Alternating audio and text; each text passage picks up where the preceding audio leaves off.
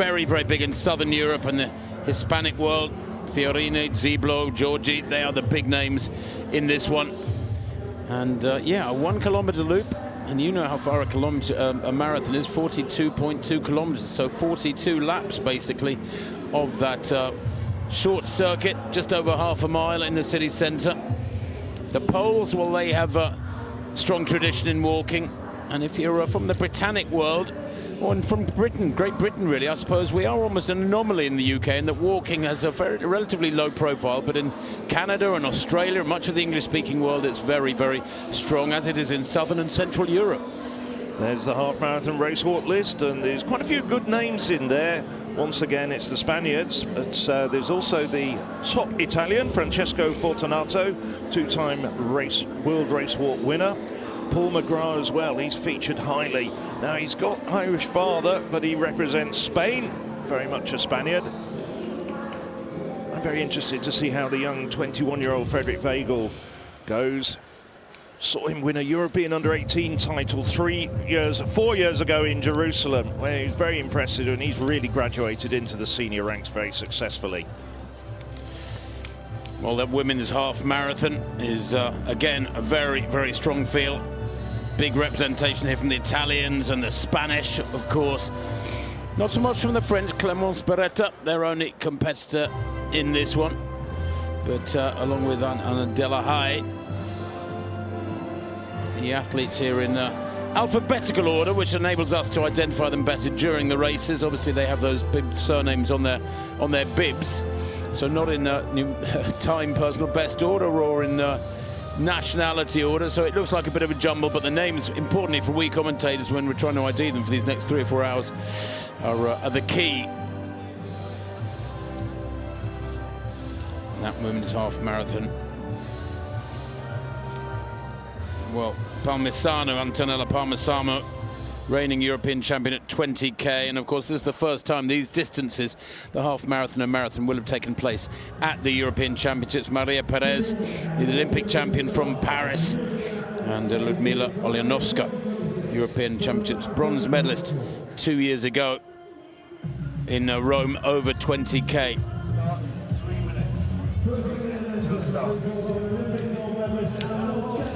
So that's the athletes lining up for the men's marathon.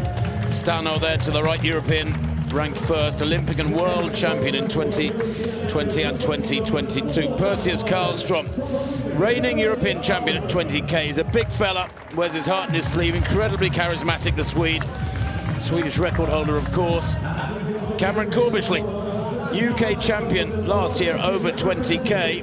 Tom Bosworth has been the leading light for Great Britain for many, many years. He's retired now, and Corbishley is the banner carrier, so to speak, for British race walking. And these are going to be the women's featured athletes. There's Fiorini, she leads the way. European Championships this year. Alongside her, one of the two Sabello sisters, who's a European Championships silver medalist over 20k back in 2022, and also a World Championships silver medalist that same year in Eugene, Oregon. And then Eleonora Anna Giorgi, absolutely fantastic race walker, broke through back at the World Championships in 2019 and has gone on to win many major medals on the international stage. Well, there's Francesco Fortunato, race walking team championships winner earlier on this year. Bronze medalist over 20k. The European Championships and the Italian record holder, and that is saying something. Paul McGrath, well, he's Spanish, do not adjust your sets. The reigning European Championship silver medalist from Rome 2 years ago, over 20k.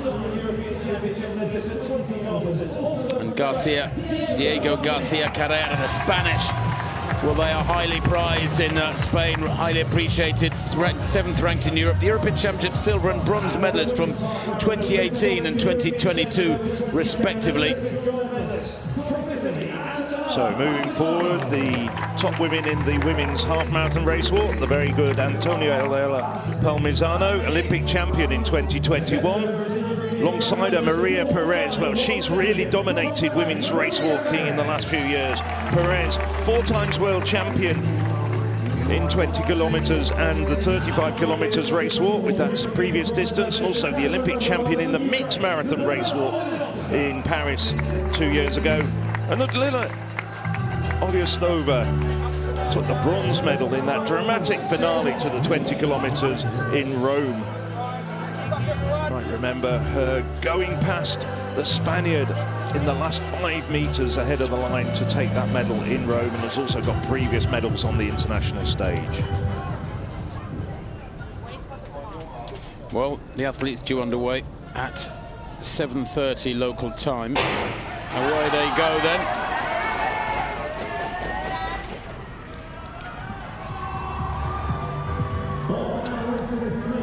And this field will separate very quickly between men and women. There's McGrath. He will certainly be amongst the favourites, McGrath. It's one of those sports where, because of its duration, the cream rises to the top steadily again and again. And then this men's half marathon. Well, as you were saying, Tim, race walking is really no holds barred. There's the 3 Spaniards straight to the front. These are the men who are going to be the quicker of the groups, because of course it's the half marathon over 21 kilometres, 21.1 kilometres to be precise. McGrath at the front there, native of Gava in Spain. He's bronze medalist in the World Under-20s 10,000 walk on the track back in Nairobi in 2021. He's gone through the gears of a classic career, 24 years old now. German featuring up there. And as I said, the men separate themselves from the women very quickly in the main. Yeah, it's possible we'll see some of the back markers in the men's race overtaken by the likes of Palmisano and Perez. At this stage, it's that very clear separation. It's going to be a little bit more, let's just say, messy further down the line, but it's up to the likes of myself and Tim to try and unravel it all for you. It is a course with quite a few corners. So often major championships in years gone by, for example, the London 2012 Olympics, the race walks were staged over a dead straight circuit, dead flat, dead straight. Here it's anything but dead straight. Good numbers of spectators out on the circuit too, and of course with a shorter circuit you can get spectators more or less all the way around it. The marathons, of course, tomorrow are being held over a 5k circuit, and they're running 8 laps, which is brilliant for spectators, for the athletes as well. And it's a tough old circuit. It undulates, and quite a few twists and turns on that marathon circuit as well in the city centre for tomorrow. But right now we're looking at McGrath there in the dark glasses right in the centre. Paul McGrath, bronze medalist at the World Championships last year over 20k. This the half marathon pack. Took the silver in Rome 2 years ago, did McGrath. His best for the half marathon, 1:25:20. And if you want to know the sort of best times for a half marathon race walk from the men, well, the world record is held by Fortunato of Italy, 1 hour 23 minutes for a half marathon. Now, if you're familiar with road racing, you will know that 1:23 is a pretty tasty time for running a half marathon, never mind about walking it. Yes, that's a really good European record from Fortunato. Interesting to see how close he gets to it in these conditions, though. It could well be that there's a challenge to that record. And of course, we are in the very early stages of this distance being an internationally recognised event. Same goes for the marathon as well.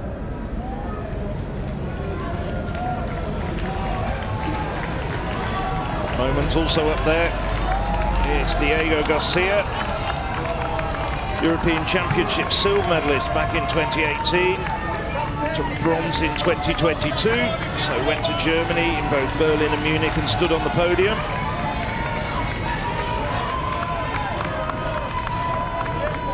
Garcia, widely recognised in Spanish race walking circles. Trio of Spaniards completed by the very good Alvaro Lopez. last year's Spanish 20-kilometre champion, and if you win the Spanish title over the distance, well, that gives you an idea of the fact that he's going to be a really tough man to beat in there as well. Kopp in there, the German. Kopp's got some great credentials. And Kukla of Czechia. Speaking with one of our colleagues from Czech TV, and he was saying this has been a dreadful championships with the exception of the hammer bronze medalist Myšlisko for Czechia. I mean, we were talking about the javelin qualifying yesterday where all three women didn't make the final. Hopefully Kukla can, well, at least make a few of the Czech media smile again. That was astonishing, wasn't it? When you saw beside each name from the Czech trio Jan Zalezny as their coach, you thought, goodness me, what's going on? Perez then up at the front end of the women's field. And we're focusing on this main pack of the men to begin with because they're coming through. But Maria Perez is 4 times a world champion at 20k in 2025 and 2023 and 2025, and at 35k again double world champion in Budapest 23 and last year in Tokyo. She is the dominant force.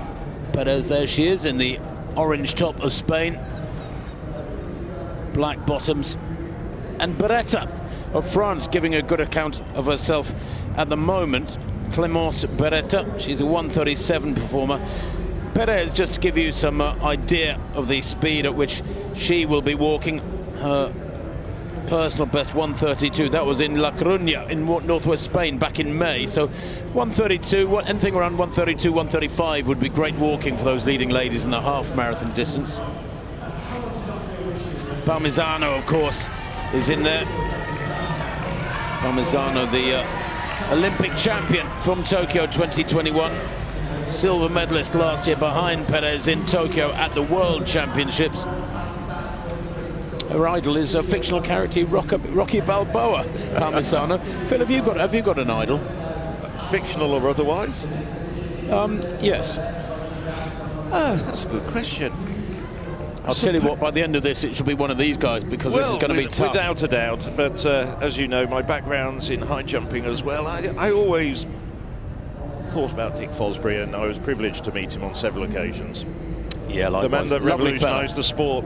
Lovely man, Dick Fosbury. And he was as well. Yes, absolutely. I'll tell you what, just to digress just very slightly, you and I were commentating on the Racewalks in Rome 2 years ago, and it was a tremendous battle between Perez and Parmisano on that occasion. Of course, the Italians were cheering for Parmisano, but it wasn't enough to urge her on past Perez, and it was Perez who took the honours on that occasion. Yeah, they enjoyed those walks in Rome.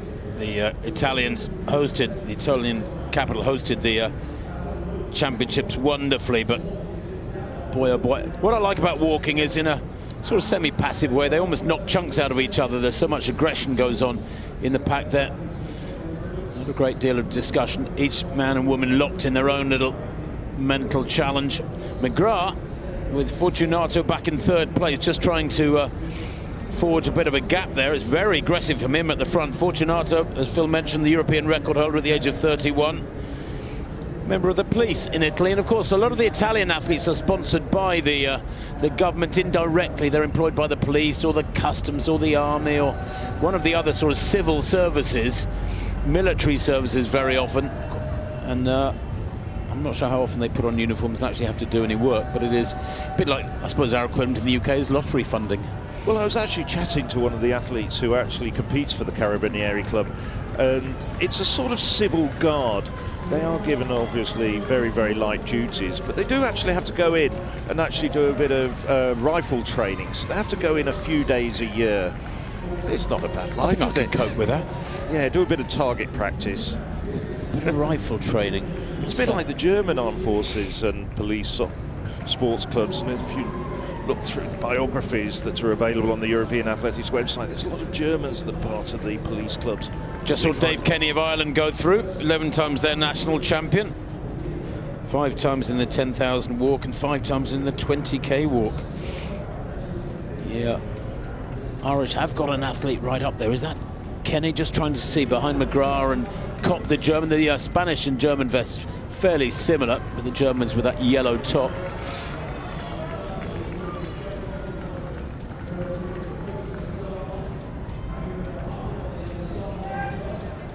Well, McGrath has been adjusting to this distance.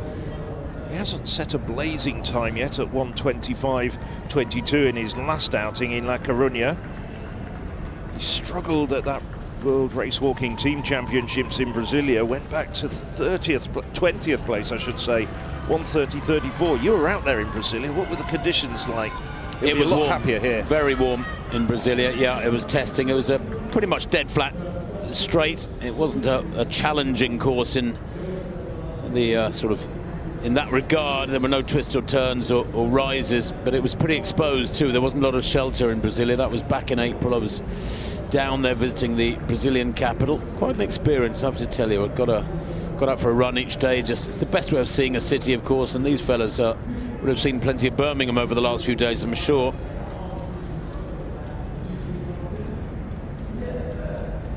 Well, you get a really good idea, don't you, from this camera, of the speed they're moving at, these guys. They are shifting.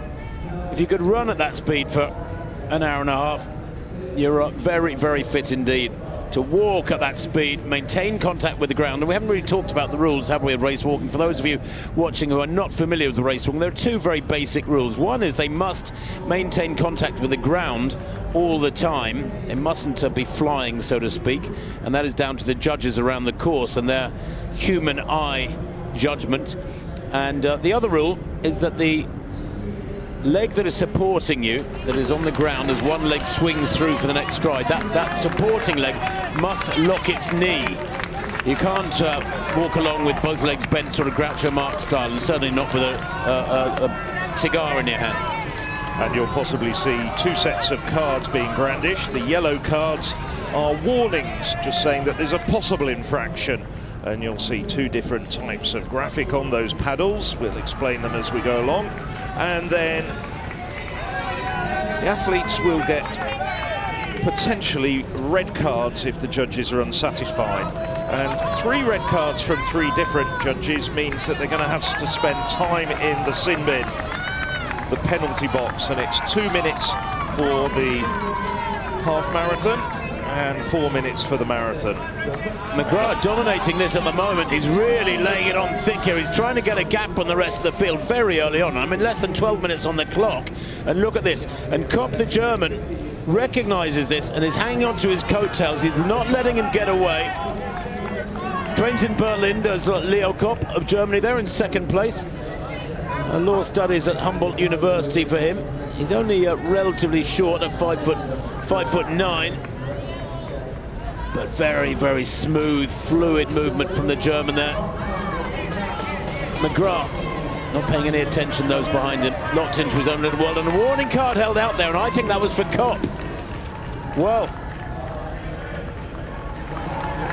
of course, the judges are operating with the naked eye. They don't have any sophisticated technological help, like perhaps GPS or anything like that, or contact sensors.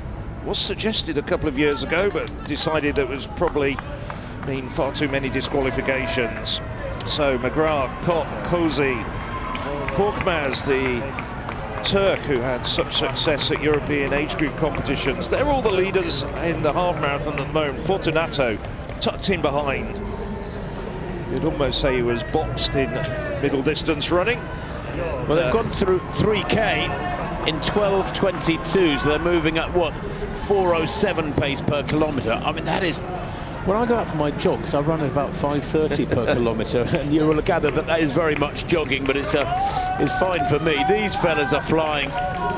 You didn't always run at that pace, though, did you? No, there was a time, but it's long, long ago. The 22-year-old Mazlum Demir of Turkey trying desperately to hold on to that front pack. The man from the Enkaspor Kulübü Istanbul club. Korkmaz is there as well. Korkmaz, Salih Korkmaz. He's actually a good athlete. He's a sports teacher. He's finished in the top 8 at the World Championships. He was 5th in Doha back in 2019 in the sweltering heat of Qatar. Remember, they used the corniche along the seafront there. Now this is where we see Kopp being given warning, and he'll have taken that on board. And this is what McGrath is achieving here. He's putting the others under so much pressure that they're breaking the rules. And Kopp, well, he will have to be careful. If he gets his second one, he'll be right on the red line, so to speak. Well, I was just looking down at my pace charts. 4:07 pace equates to about 1:26.5 at the finish line if they manage to keep this up at consistent pace. That's a little bit outside the European record that was set by Francisco Fortunato, but Fortunato is still just keeping a very careful eye on what's going on in front of him. This is one of the tightest turns on the circuit. There's in fact 6 turns, and already the men are starting to get tangled up with some of the women back markers. They're already starting to lap some of the women who are going to be in the marathon race. That was awkward, wasn't it? I mean, that's quite a tight turn. Ideally, it would have been a good bit wider than that. Perez then of Spain doing the Paul McGrath role here. The Spanish dominating things at the moment. Maria Perez still got plenty of company. The athlete born in Oche, former Spanish under-23 athlete of the year, Maria Perez, 30 years old now. Beretta of France still hanging in there with her, looking after her drinks, of course, staying hydrated, absolutely critical. Parmisano, well, Antonella Parmisano, the Olympic champion, volleyball player in her earlier life. Her nickname is Cipo. Here's Parmisano, there she is to the right in the dark glasses, that tall figure, lean figure in the white vest of Italy.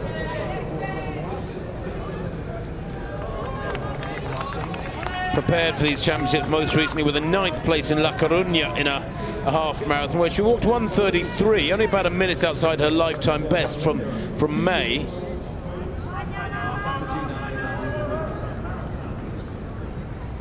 Interesting to see Beretta up there. She had a good race in those World Team Championships.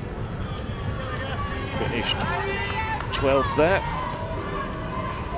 Beretta, one of the emerging talents, did well in Podobradi as well. Very famous Czech Spa town, which is very much a focal point for one of the best racewalk meetings in the world. Just a meeting that gets all the top racewalkers descending on it. There, out on the right-hand side of your picture. So it's the 3 abreast at the front, Parmisano, Perez and Beretta. Yeah, positions changing a bit on some of these tight corners. The half-marathon world record for women is actually held by Japan's Toshi Yamanishi. That's the men's world record. Fortunato has the European record, or best performance for now, which is the 16th best in the world this year. That's a bigger pack on the women's side than the men. 3 abreast. It hasn't broken down quite as quickly as the men's race.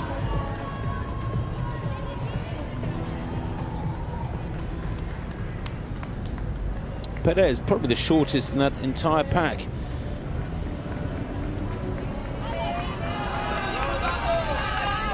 Perez and Parmisano, by the way, are sometimes training partners.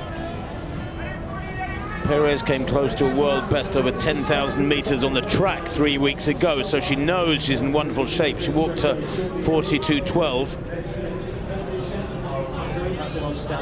Parmisano has the European lead over this new distance, and the athletes are getting to grips with these distances. Well, of course, the half marathon very similar to the 20k. Beretta, well, she was certainly one of the favourites.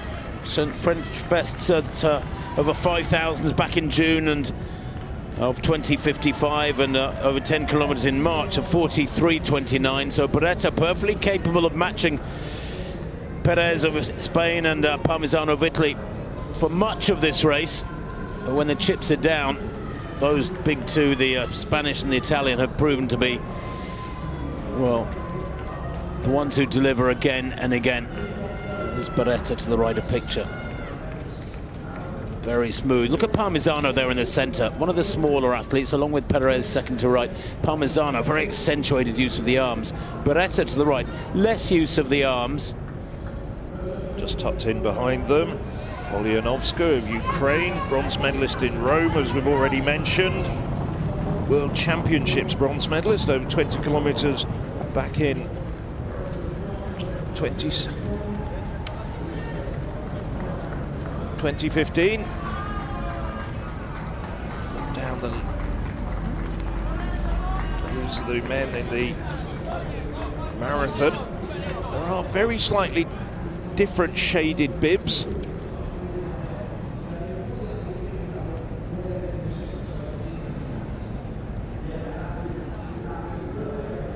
Yeah, Karlström to the right there in the yellow and blue of Sweden. He, of course, in the main marathon race for the men. 3 times a World Championship bronze medalist at 20k, twice at 20k, and once at 35k. That was in Eugene 2022.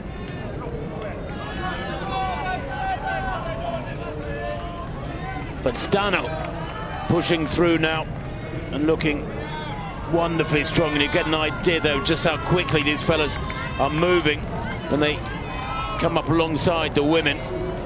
Interestingly enough, Stano was saying that he's really keen on taking this European title. He's won Olympic and world titles, but the European title is the one thing that's missing on his mantelpiece back home.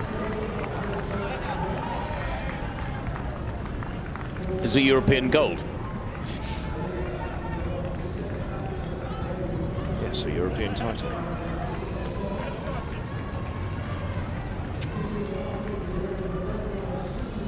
That's a tight corner, that one. But Stano trying to get a gap here in Quignon of France going with him. Stano, who is a policeman back in Italy, but he won't get done for loitering at this speed, that's for sure. Quignon of France, Aurelio Quignon, he's 33 years old, very experienced Quignon. 4th in the World Championships last September in Tokyo, over 20k Quignon. He will want to go one better here, particularly in the European theatre, so to speak. He was also 5th in the 35k. That was tough to take, wasn't it? 4th and 5th, so close to the medals. Karlström, we know will get him to walk 101%. He's one of those athletes who finishes out on his feet. Wonderful overhead shot there of the centre of Birmingham. As we were saying earlier, they go up and down the streets around the 2 main squares, Victoria Square and Cathedral Square in Birmingham. It's a very narrow course, very tight, but it also has the advantage that spectators and team members, fans can get right up close and personal with the athletes. You can really see the sinews straining, and they're certainly straining at the moment with Stano at the front in the marathon. Still a big pack behind him. Well, Stano ranked 6th in Europe this year, Karlström 4th with 3:04 for the marathon distance. The fastest in Europe this year is Alex Schwarzer, 3:01.55. That is a European record. You see that bib round the neck. It's got ice in it, I think. Trying to keep these athletes as cool as possible, even though it's quite a cool morning. It's not, the temperature will rise, of course, over the next couple of hours, but it's not going to be up there in the high 20s like it's been for the last few days. Indeed, I think the highest temperature we're expecting today in Birmingham is about 23 degrees from what I've seen. So much, much kinder to these athletes. They'll be delighted about that. Stano, eyes front. Always hard to spot what they're thinking with the eyes covered like that. They talk about the eyes being the window to the soul. Well, the race walkers, for obvious technical reason, wearing dark glasses helps keep the face relaxed and enables the athlete to be a little bit more internally focused, so to speak. Karlström matching Stano stride for stride here.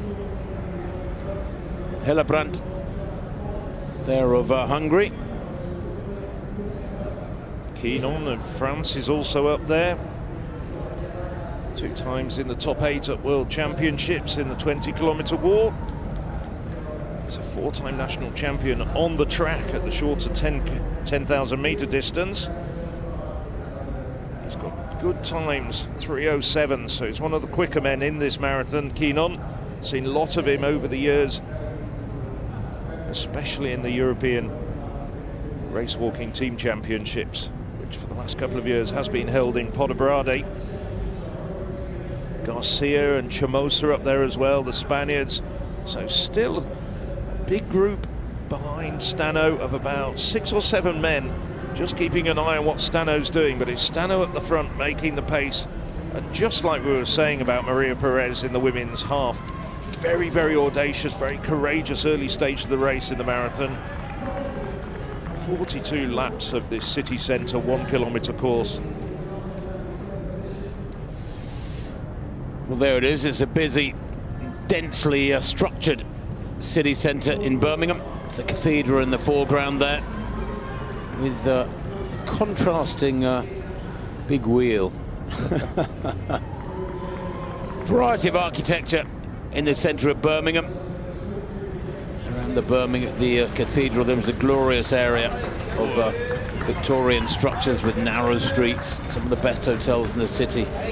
Only a stone's throw from where these athletes are walking. Yeah, there's a big nightlife area down Broad Street, and these culture, the great Birmingham Art Museum, not very far from there. There's Zedspelio.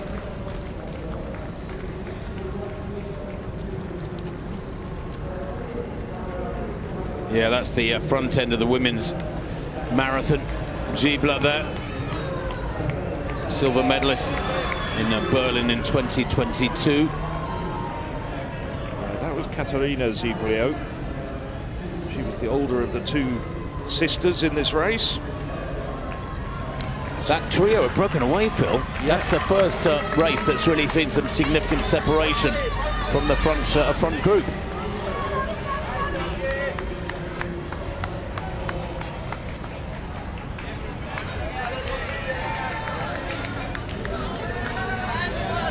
And it is Giorgi of Italy, Eleonora Anaghiorgi, who is pushing hard.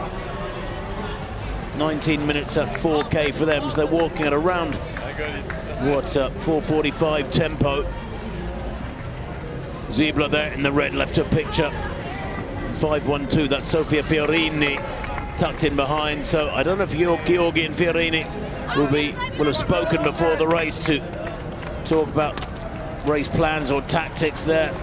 You saw Zibla of Poland throw that bottle aside, but she would be delighted to be hanging onto the coattails of the Italians, being dragged further away from her pursuers.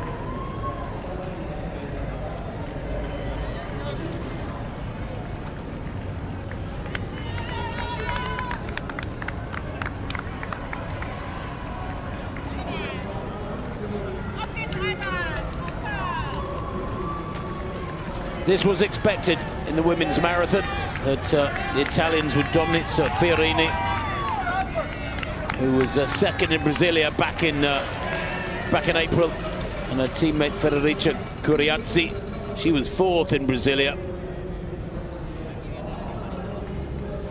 Zibla made her debut last year. The Pole walked to 3:24 and took double silver in Eugene 2022 in a very, very hot conditions there in the Pacific Northwest of the USA at those World Championships. So national record just 3 weeks ago at 42:56 did Zibla there in the red of Poland. She knows she's in great shape. Probably very close to her absolute best. Well, we've just got splits back for all the women's marathon. 5 kilometres was passed in 23:59. That translates into a potential finishing time, although we do of course expect them to speed up over the latter part of the race, into a finishing time of just inside 3:20.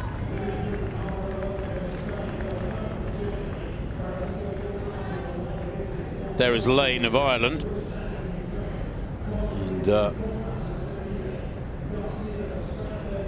these are some of the back markers in the men's field, with the Georgian Fiorini and Ziebler actually catching some of the back marks, I think, in the men's marathon. Duda, yeah, Michael Duda, Slovakia there. Just being passed by these women who are absolutely flying. And Georgi here, just got to keep her head down and keep working hard.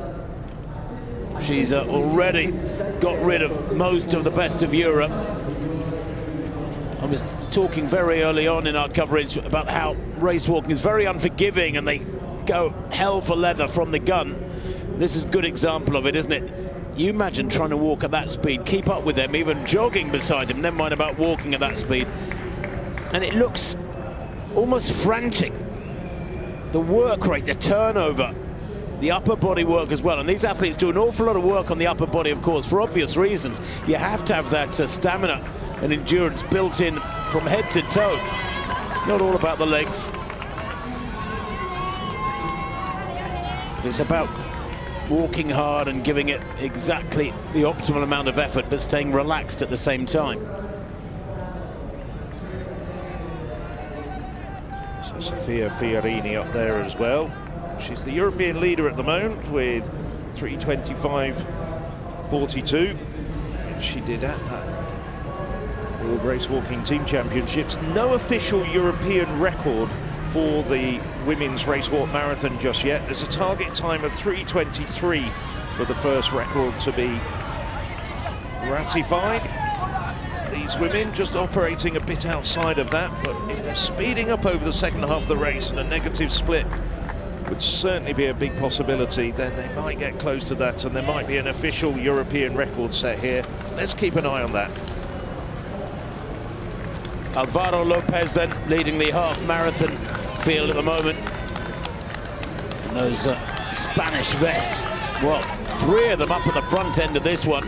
And it's beginning to string out. Look at that single file. How many there? 2, 4, 6, 8, 10, 12. About 12 or 13 in this lead pack in the men's half marathon. Lopez with McGrath right behind him, his teammate. Has got the bit between his teeth. Little glance over his shoulder there to see what sort of damage has been done. Well, he has to be patient. Only 31 minutes on the clock. Lopez is lifetime best 1:26.21 from this year. And you have to remember that these distances, the half marathon and the marathon, have only been introduced in this last year or so.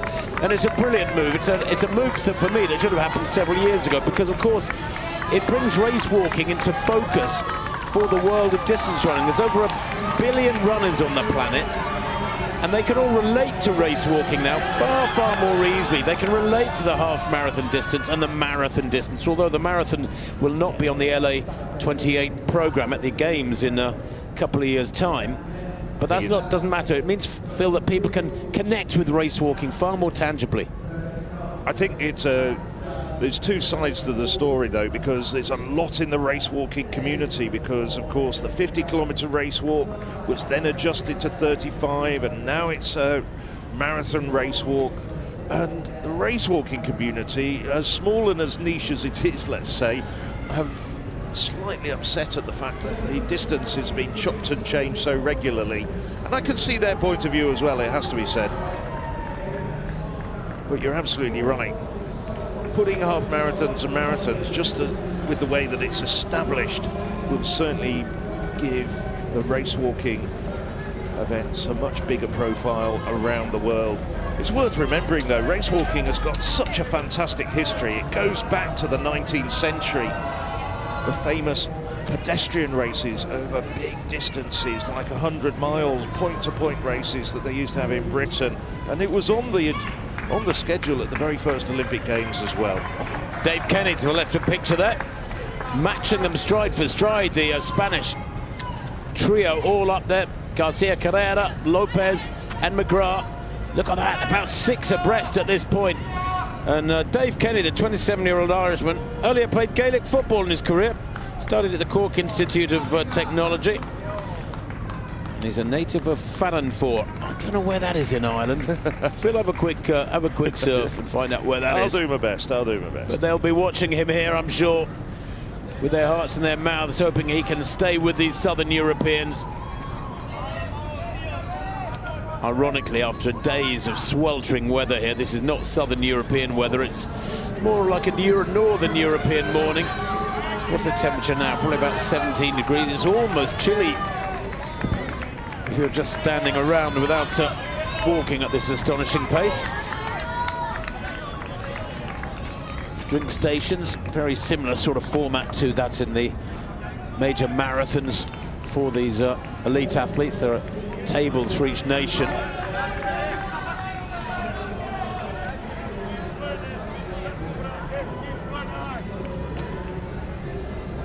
Well, there's a nice shot, but it gives you a good idea of the speed they're moving at, doesn't it? I mean, if you didn't know otherwise, you'd say that's a pack of runners out for a morning jog, a Saturday morning jog. Yeah, there's about, just looking at that overhead shot, there's about 11 men. Well, not about, there are 11 men. 12 I counted, but 12? That's okay. Have another go. I know your eyes. Have another go. Ooh, Demir of Turkey. Looks like he's had enough. Now, I don't think that's a disqualification. Mazlum Denir in the half marathon is a 1:30 performer, but clearly something's wrong there. Yeah, it didn't really. I've not seen many red paddles being shown so far in this race. So that's more likely to be a physical problem rather than a disqualification. Well, he's the world under-20 champion at the 10,000 walk from 2022, Demir, so that's a real shame he's gone. He's a big talent, only 22 now. Yeah, so we're back up the front of the marathon race walk, and it looks like it's a bit of a breakaway here. It's the pole.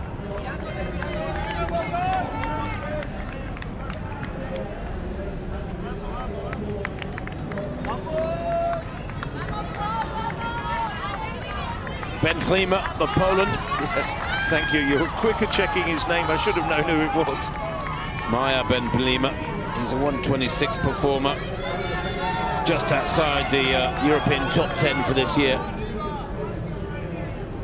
Nice slow-mo there of Canto. That's Michel Canto of Italy in the women's half marathon, best of 1:37. The quickest performers in Europe this year have been in the 1:33s, 1:34s. Still McGrath pushing the pace at the front, with the Italians lined up behind him. You can see the 3 Italian vests there.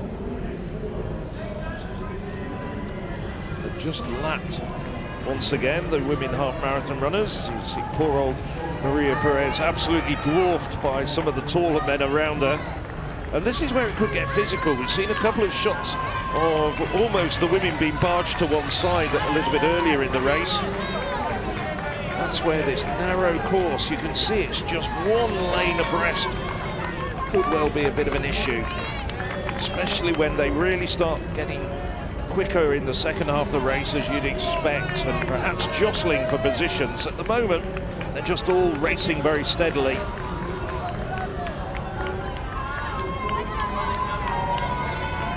Well, it's still early days, isn't it?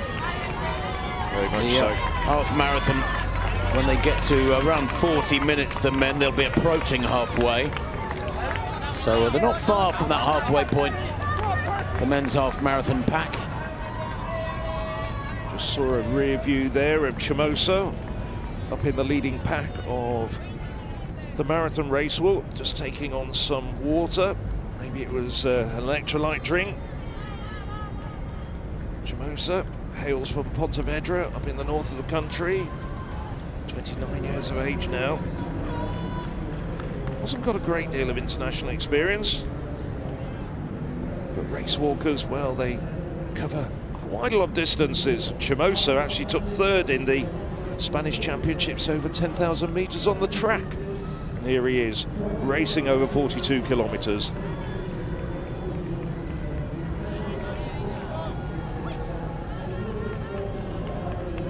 Well, the earliest walking races date back to the footmen of the 1500s, when Henry VIII would have been in a coach and they had to run alongside the run or walk fast alongside the royal carriage.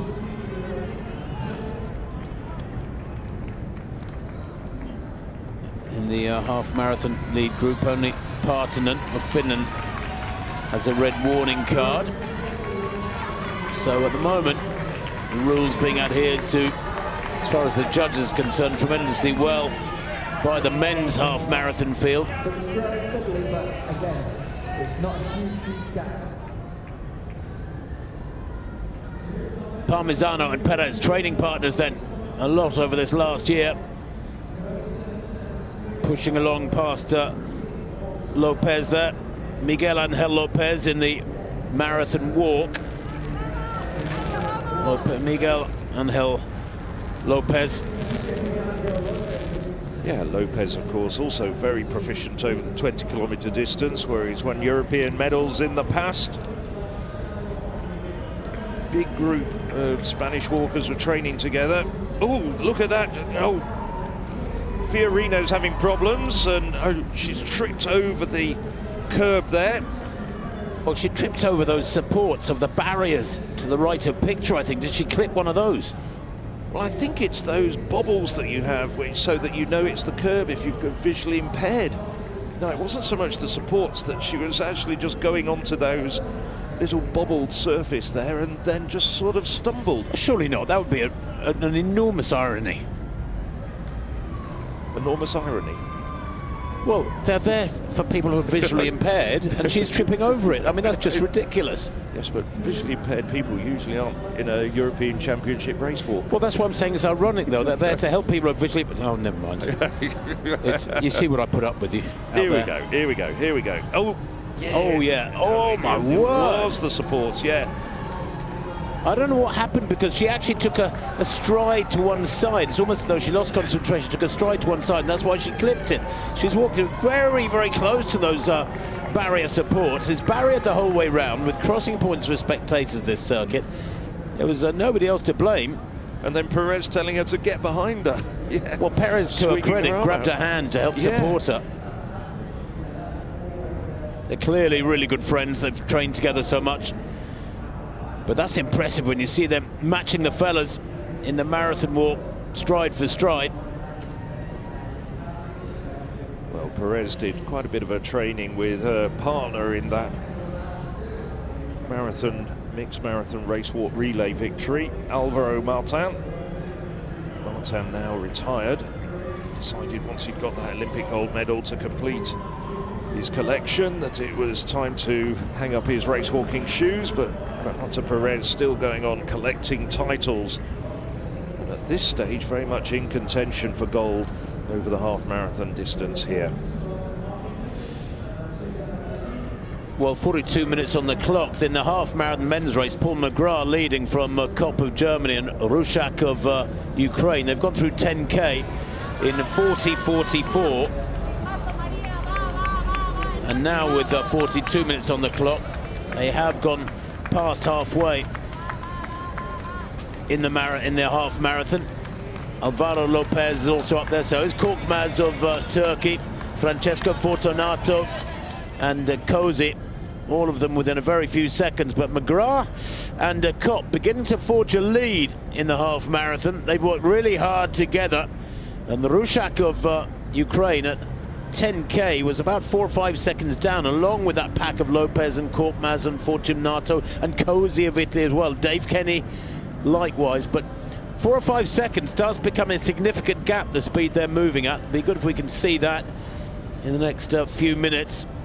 Yeah, 40:44. It's good pace. It's very good pace, but it's not blazingly fast. It's just inside 1:26.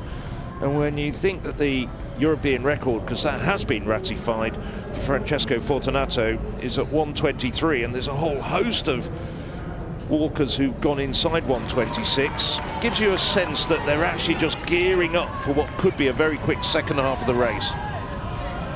The camera point close to us, tracking the women's marathon leaders at the moment.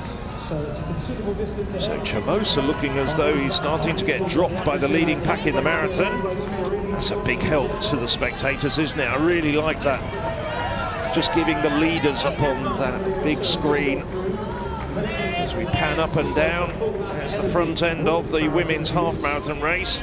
Well, Perez and Forini up there as well. And there's Miguel Angel Lopez, who's starting to forge ahead in the men's marathon. He's walking very, very effectively. Now trying to start to drop the three Italians, including the 2021 Olympic champion Stano, who's behind him. Lopez is the 20k world champion from back in 2015, 38 years old now, loads of experience, loads of racing nous. Former Spanish Male Athlete of the Year, Miguel Angel Lopez. That's the respect that is given to race walking. Came 5th in the London Olympic Games, 14 years ago, over 20k did Lopez. He is probably the most experienced walker of them all, and knows when to push and apply pressure and when to maybe ease back on the throttle. But Stano matching him stride for stride as well, tucked into his slipstream. Little psychological battle going on between these two. Stano is learning to speak Japanese, and he's an information technology expert. So I suspect the old calculations are whirring away inside. But actually there's a rawness to race walking which sort of throws aside any cerebral elements. You just have to get out there and get your head down and keep pumping away. You can see how hard they work with their arms, these walkers, just to help that rhythm, keeping the legs coming through nice and fast, but smoothly. It's almost like there's a controlled anger to race walking, having to adhere to the rules of the discipline, but actually pushing all the time. Lopez, by the way, Miguel Angel Lopez, is talking about this being his last European Championships. He's at 38, been there and done it again and again, and that's understandable. It's a lifestyle that you can only adhere to for so long before other elements of life start taking over prominence. Also up there in that group, we haven't really mentioned him, Riccardo Orsini. He's been battling away there, just keeping track of what's been going in front of him, whether it's been Stano or Miguel Angel Lopez. Orsini, the younger on the Italian team at 26 years of age, took the Italian half marathon title in 1:24:30, but has opted to go for the longer distance. Well, we haven't seen, what we haven't seen is we're seeing Lopez here. We haven't seen Bence Venyurshan of Hungary, who's leading the this race, the marathon, and he's got a big lead over Lopez, according to the computer system anyway. This is Lopez. I'm being told that he's in second place, 37 seconds behind Venyurshan, but we haven't seen Venyurshan for a long, long time. That's fascinating, isn't it? Perez alongside Lopez. Maria Perez matching him stride for stride here. She, of course, in the women's half marathon, and Lopez to the left in the men's marathon.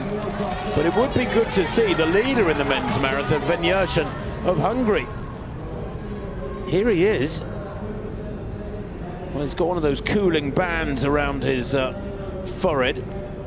He is all out on his own and almost unnoticed as he eased away from the pack in the men's marathon.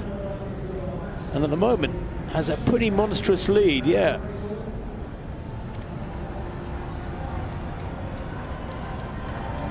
It is 37 seconds his lead. Astonishing. Lopez of Spain, Agrusti and Stano of Italy in third and fourth. They're the chasing pack. And they are locked together along with Orsoni of Italy and Quignon of France. But Venyurshan of Hungary in this men's marathon, well, he's 12 times their national champion. He's 30 years old. Born in Székesfehérvár, where they put on a great track meeting every year. I'm just trying to see his major credentials. He doesn't have many major championship credentials, but this year in Dudince, one of those big race walk meetings in Slovakia, He did clock 3:03.45, and so he does stand second on the European list for this year. As we say, this is very much a year of transition for these men, changing from the 35 kilometres to the marathon. You make good points, Phil, too, that in Dudinche, you know, he beat some really good athletes. It wasn't a freak performance or one that people would squint at a little bit with a raised eyebrow, because he beat Young Guns of Germany and he beat Linker of Germany as well. Both really, really well-established world-class race walkers. But there it is. Perez back in 15th place, in Bermudez of Spain, over 2 minutes down now, and that's at 11k. I mean, he is maintaining a work rate here that the others simply cannot match. He's destroying them. Although it's relatively early stages, and athletes, all athletes will go through periods of great form and then have problems. Camarate goes through.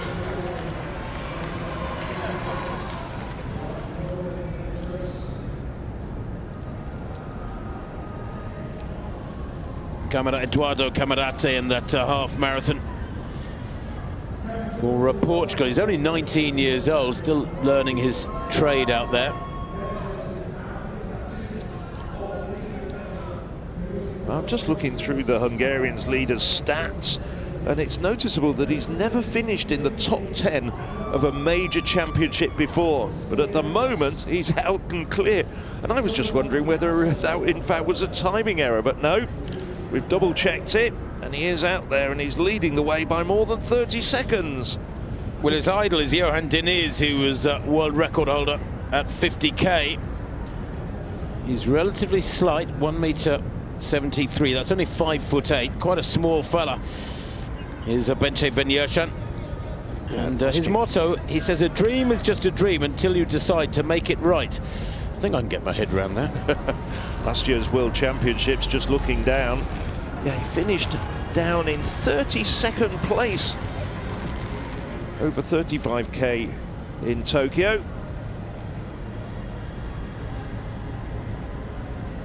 The previous World Championships, which are on home soil, finished in 30th place. So this really is the race of his life. Can he maintain it now? He's gone through 12 kilometres, so he's not even a third of the way into the race, but this is really audacious walking from Venyersan. He's got 34 seconds lead. As I say, we rather overlooked him during the early stage of the race. We're focusing on the men that you can see there: Miguel Angel Lopez, Massimilian Stano, Christoph Linker, all very well-known athletes, and the Hungarian is just taking chunks out of them. Well, it's controversial putting all four races on at the same time. The Hungarians have focused their entire year's training on these championships.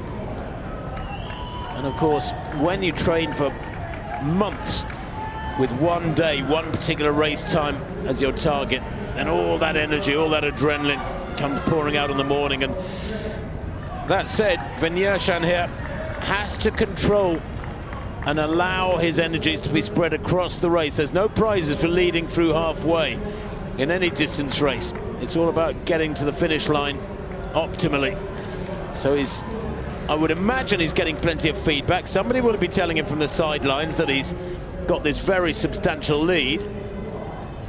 And it does perhaps give him the option to, I don't want to say ease back, that's the wrong word, but basically to consolidate and prepare for the second half, because the race isn't over till it's over. And having a massive lead, there's no prize of having a massive lead in any distance race through halfway, three-quarters distance if you don't finish it off. So interesting to see Karlström a minute down on the leader at the moment. Just remember, Karlström, Perseus Karlström, yes, he is 36 years of age now, and he's moved up to the marathon for this championship, but he was the European champion over 20 kilometres 2 years ago. So the Swede in a little bit of trouble unless he knows what he's doing and is racing in a very canny fashion. But of course, I mean, you've had fantastic experience with marathons on the roads with the runners, and we've seen so often runners come through in the second half of the races at big city marathons. Just wondering whether this is going to be the case with the Racewalk here, the marathon Racewalk. There's that sharp left-hand turn at the eastern end of the course, negotiated by Van Jershan, all on his own. The loneliness of the long-distance walker, I think you could call this. Strange arm carriage. His arms go a long way back. They don't come high up in front of him. A lot of the Spanish work with their arms more in front of them than he's doing, but it's clearly whatever suits you, whatever works for you. And those arms are very low. Ooh. That's Leo Cott. Well, he's disqualified. He's out. Gone. We saw him very early on, didn't we, in the first few minutes of the race this morning, shortly after 7:30. And he's protesting here. Well, we haven't seen many yellow cards. They must have all come in fairly short order. We saw him, at least, as you were pointed out, getting a yellow card. Those, it would have had to have come in from separate judges as well. That's a great shame for the German cop in the half marathon. He was one of those expected to finish up there in the top 10, the law student from Berlin. He's finished in the top 8 at the European Championships in years gone by. He's a really solid performer, but it is the frustration of walking that it's down to the judges around the course to decide whether or not you are breaking the rules, losing contact, or maybe bending a knee. And there's not much you can do about it. I don't know if there's video evidence of every incident. I don't think there is. I don't think the judges wear cameras, do they? There was... I think that was introduced, I think, back in Eugene 2022. The senior judge wore a camera. I think they do have cameras, but not for the races themselves, but to review the judges' performance and the accuracy of their decisions later.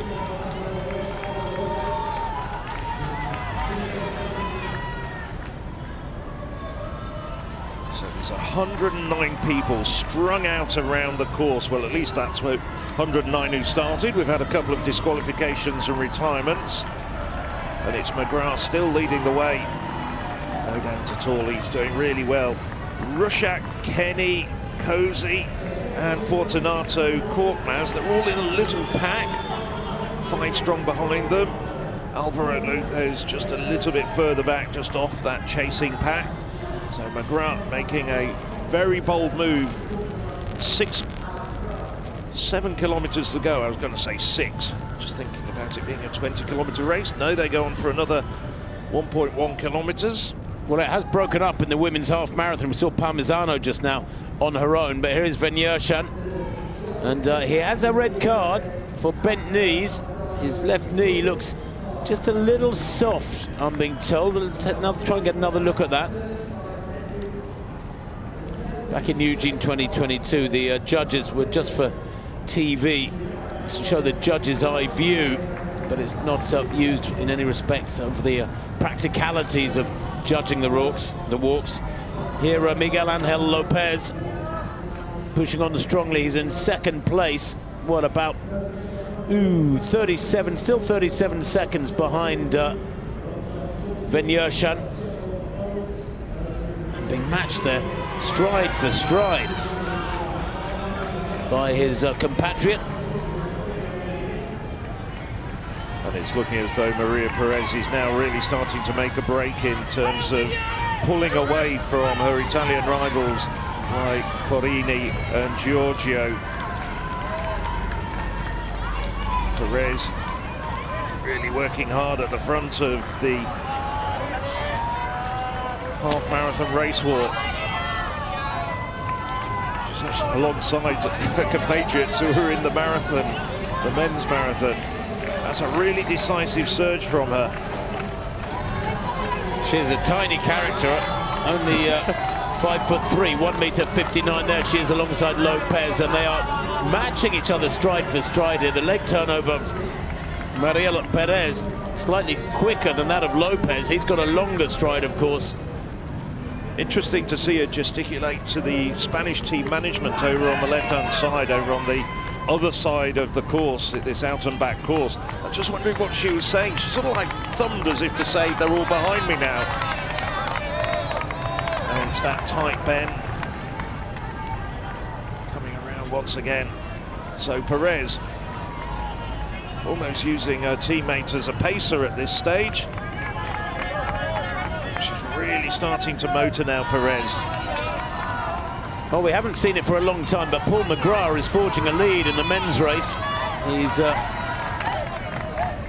a 27-second gap at 14K. We're getting to the business end of the men's half marathon. And Paul McGrath of Spain, who was the most aggressive right from the off, is a pressure-led Kopp to make mistakes, make errors, and Kopp, the German, has been disqualified. Rushak of Ukraine is behind him now. And Alvaro Lopez back in third place.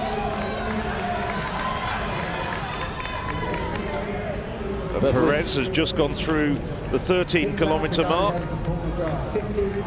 And they've just gone through the 1 hour mark, all these walkers who set off at 7:30. Controversial element was setting them all off, all 4 races at the same time. A lot of people in the walking community very unhappy about that, having half marathons and marathons for men and women all going off together. For spectators, it's confusing, I'm sure. Are you confused, Tim? Not when we're getting these great pictures like this. Yeah, you're across it all. The Spanish vests featuring so much of the time.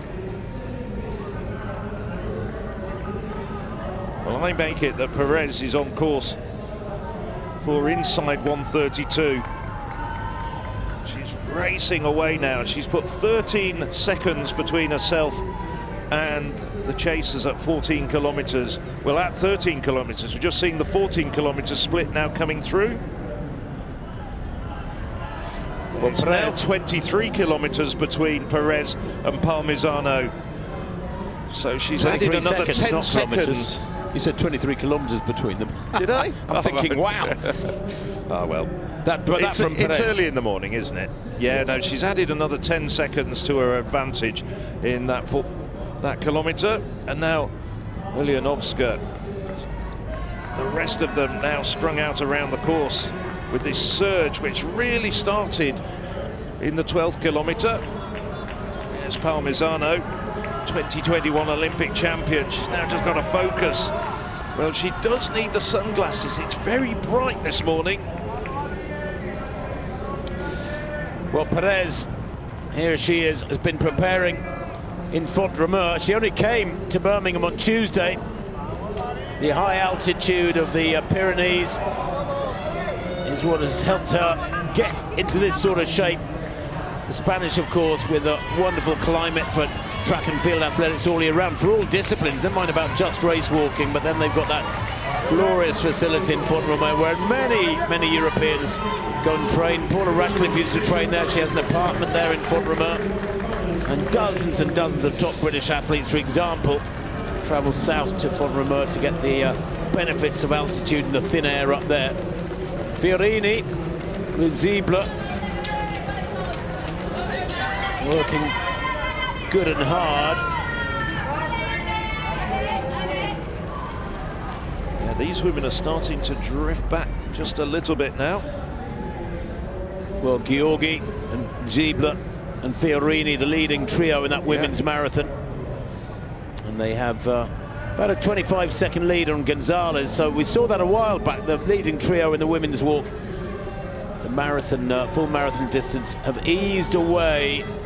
And actually, this is really good for them because they can help each other. You go to a bad patch, you focus on the athletes around you, try and match them. And you've also got, of course, that reinforcement all the time, knowing that if you can stay clear as a trio, you are guaranteed a medal. They don't know which colour yet, but this may well be the 3 medalists away and gone in the women's marathon. With what, 63 minutes on the clock. And they are likely to be out there for, well, almost 3.5 hours.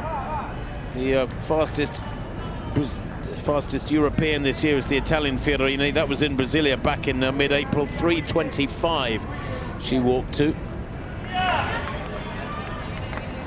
You were out there, Tim. What did you think about her performance out there in those conditions? It was impressive, I think, if I remember just watching it on TV. When you think that they had to accommodate the time difference, they had to accommodate the warm weather there, and defeat the best in the world, that race walking team championships was staged quite magnificently by the Brazilians. Ziebler there just being pushed slightly to left, I think by, was it Fiorini? Fiorini was busy squeezing a sponge over her head. They're beginning to feel the heat now, although it's still not a warm morning yet. And of course, the vast majority of this walk, if not all of it, is in the shade. They're not out in the exposed to the sun. Brasilia, of course, had a slight altitude element as well, so it was challenging conditions in some respects. Georgi, by the way, does have a red card at the moment. She's had problems with judges in the latter part of her career as the Italian Eleonora Anna Georgi. But she's the one walking most aggressively at the moment, and she's trying to break this pairing. There you can see Fiorini, her teammate, 5:12. And Ziebler, where's Ziebler gone? Just trying to see, oh, there she is. Yeah, just alongside Fiorini in the red and white of Poland. It would just seem almost as though Ziebler and Fiorini are walking together, and Georgi is the one who wants to break up the little group and establish herself as the permanent leader. Yeah, that's Partner. Now, that's a huge disappointment for Partner.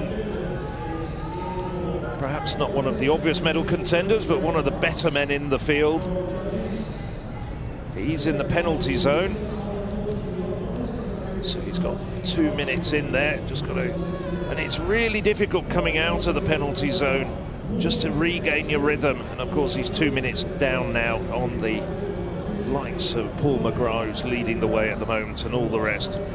So frustrating when he worked hard, Phil, against the athletes around you, and he pulled into that penalty box, and you have to sit there and wait and watch them disappear into the distance. And all his warnings were for not having a straight leg. 2 minutes for Partonen in the penalty zone. It's a very, very severe punishment. 30 seconds would be bad enough. 1 minute would be terrible. 2 minutes, well, it virtually destroys your chances of finishing in the position you were in prior to the, even close to the position you were in prior to the penalty being imposed. Yeah, the penalty rules, 1 minute for every 10 kilometers of the race. So half marathon, well, it's not exact, but it's 2 minutes. Fortunato then pushing on strongly, and this half marathon race walk, 67 minutes on the clock. We are getting to the serious part of the race here, and the Italian pushing very hard indeed. McGrath still leads. Fortunato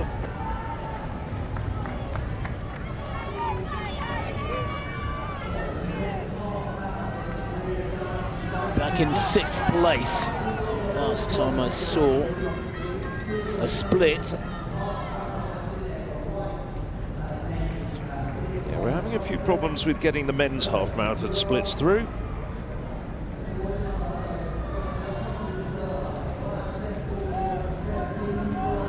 Nevertheless, we do know that Paul McGrath, well, he's got that big 30-second plus lead. Fortunato up there, Ben Hilmer up there as well.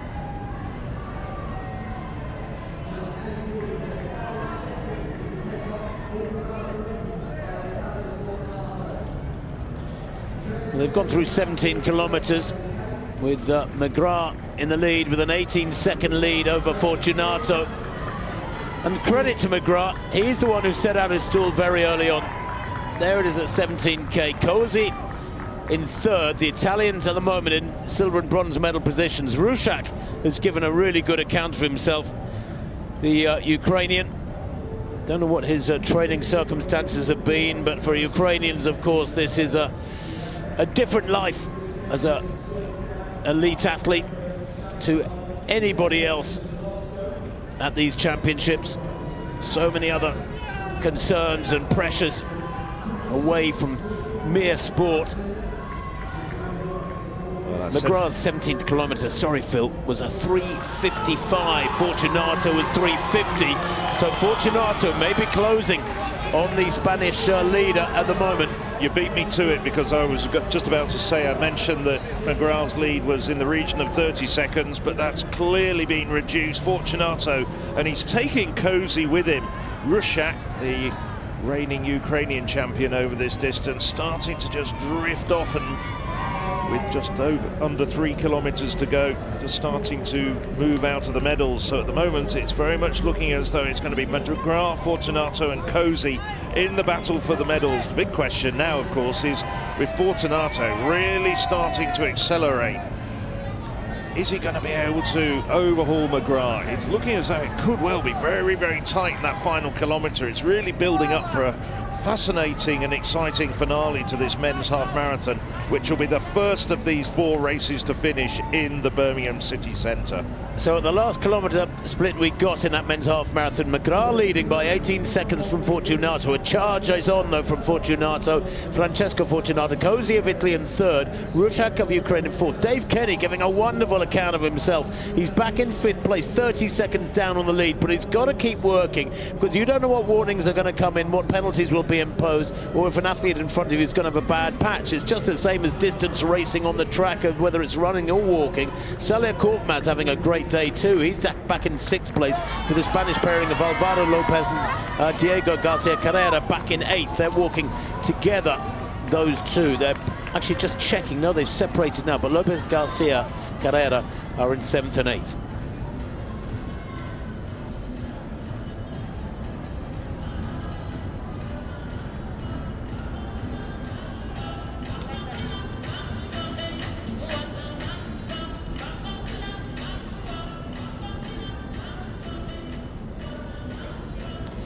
This is the sharp end of the men's half marathon, 21.1 kilometres. McGrath now just coming up very shortly to see 2 kilometres, 2 laps to go at the Birmingham city centre.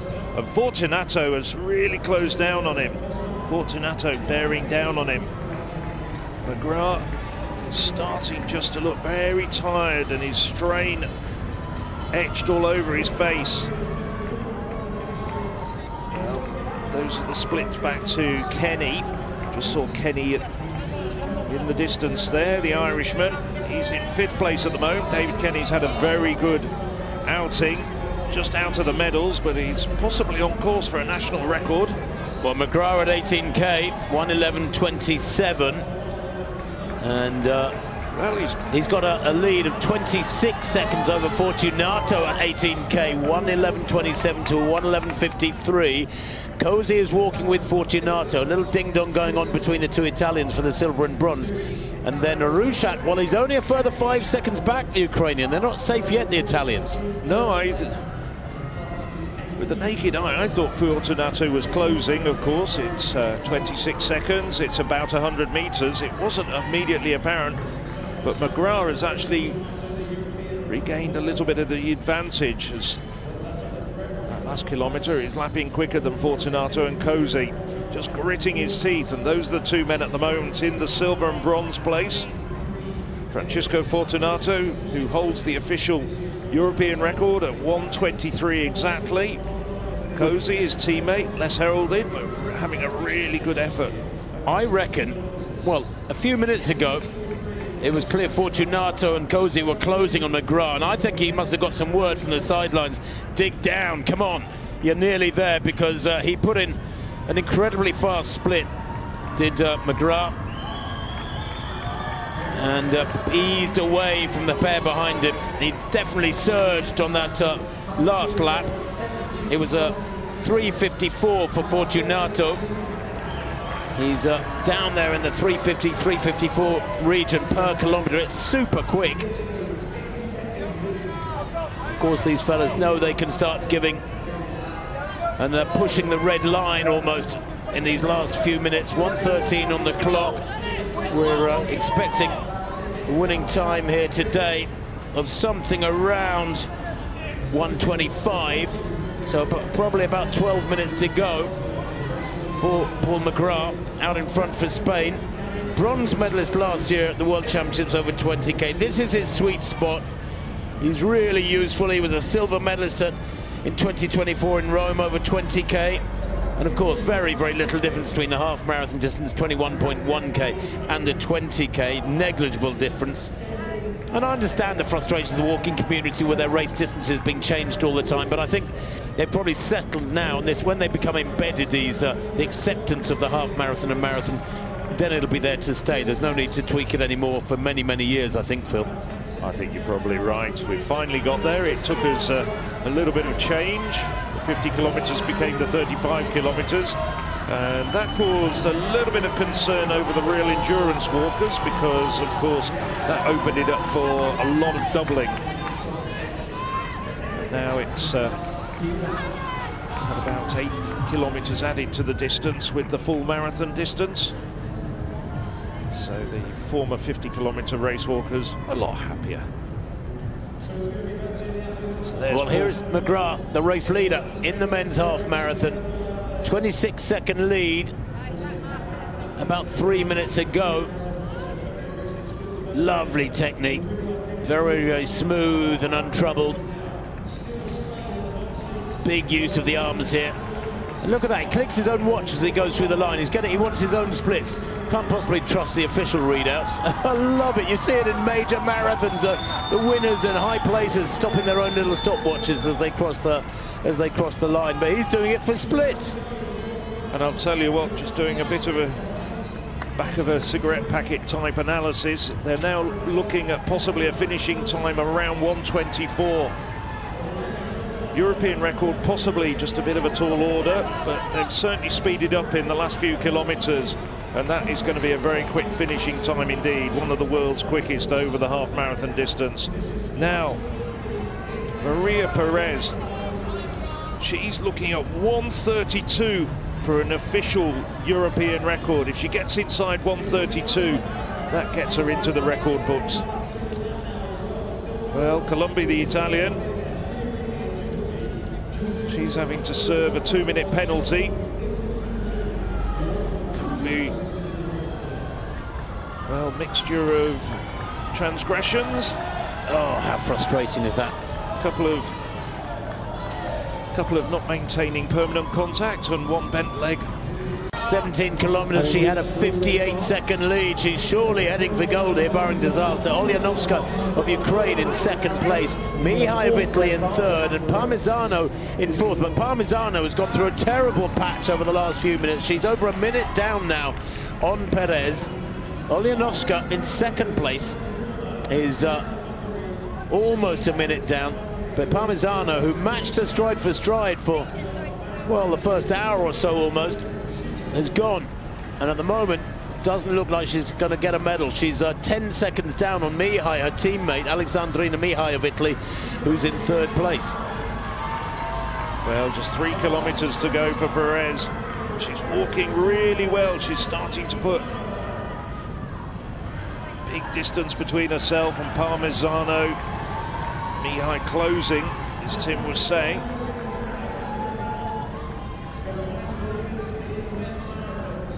Just waiting to see what the gap is between Perez and the chasers.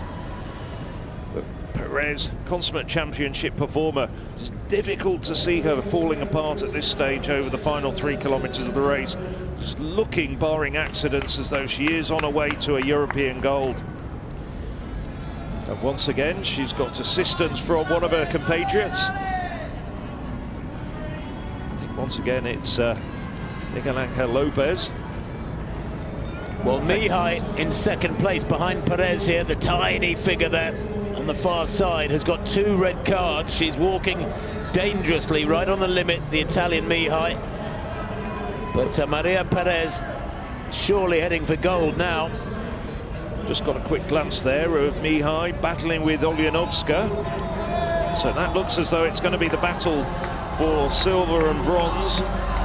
Just remember, Olyanovska has that fantastic finish at the end of races. She dug deep and picked a Spaniard on the line, Garcia Cato, for bronze in Rome 2 years ago. Stey and Parmisano. Pauline Stey, she'll be happy with this walk. Came through the junior ranks, very good junior. Got medals in the Racewalk Team Championships as a junior. Here is the leader in the men's half marathon. Paul McGrath has dominated, gone through 19k in 1:15:20, and actually now through 20k in 1:19:13. He's got about 4 minutes of walking to go. Look at that, hunched-shouldered, slight leaning back now, just coping with the pain and the discomfort and the leg speed. The turnover is quite remarkable. Fortunato in second place is 16 seconds down. He's not going to catch him now. Cozy goes through, he's in third place, a further 10 seconds behind Fortunato. The three athletes in the medal positions at the moment, each of them walking in isolation in their own world of pain here. You can see the grimace there on the features of Paul McGrath. There's Fortunato, sorry Phil, in second place. He's really hurting, look at that. Agony for him, but heading for a silver medal surely now, Fortunato. And Cozy there in third place. And looking at Rushak, he's 41 seconds down. So each of the three medalists in the men's half marathon in isolation, but well ahead from fourth. The one thing though, in an event like this where you've got four separate races all going on at the same time, is that you're never out there on your own. You've always got people to focus on in front and use almost as pacers or key off, and so you can chase them down. Even at elite level like this, where you're focusing and concentrating, you're able to look ahead at perhaps those women racers and just go, I'm going to get them. No red cards for the top four in the men's half marathon. That is fabulous. Really good discipline from McGrath, Fortunato and Cozy in 1, 2, 3. Rushak in fourth. Dave Kenny is in fifth place, but he's always 30 seconds down on Rushak at 20k. He's got no sniff of the medals. Rushak, likewise, he's quite a long way down. He's, what, about 15 seconds behind Cozy in the bronze medal position. There is the big, I always call him big and powerful because he's a huge bloke, is Perseus Karlstrom in the men's marathon. Shout out for David Kenny, even though he's back in fifth. He's never completed a half marathon racewalk before. He's very experienced over 20 kilometres, but he's having a really good outing for Ireland, doing certainly much better than expected, I think. Well, this is the race leader, the race-long leader, I want to say, Paul McGrath, the 24-year-old Spaniard. Unbelievable. Great walker as a junior. His lifetime best 1:25:20. He may well walk to a lifetime best here because he's got a couple of minutes to go. 1:22 on the clock. His time at 20k 1:19:13. Add 4 minutes to that, you'll look about 1:23:13. He was going to finish on under 1:24, and I think McGrath here is going to set a personal best by about a minute and a half, maybe more. There's a lot of open road behind him. Yes, it's a long way back now, down to Fortunato and Cozy even further back down the road. McGrath striding away. There's a lot of Spaniards around this course as well, urging him on. A couple of kilometres ago, he handed over his sunglasses to one of the team at the side. He wasn't going to lose his sunglasses. They're probably very expensive. Anyway, McGrath, he's got that very upright style, as you were commenting on, just looking over, and I think normally you just expect racewalkers, for optimum efficiency, to have a little lean forward. You can see some of the other women, like on the inside, that's Farini in the women's half marathon. But it's Paul McGrath coming in to take gold medal. He's through 21k, he's in the last 100 metres. McGrath glancing over his shoulder again and again and again. I don't think he can believe what a gap he's built. The smile now, the pain is gone, the pain is forgotten. 1:23:23, the unofficial winning time there for Paul McGrath of Spain. Absolutely brilliant. Yeah, you might well hold up one finger, son, because you have walked magnificently. He has totally dominated this walk this morning. Fortunato comes on 13 seconds down for the silver.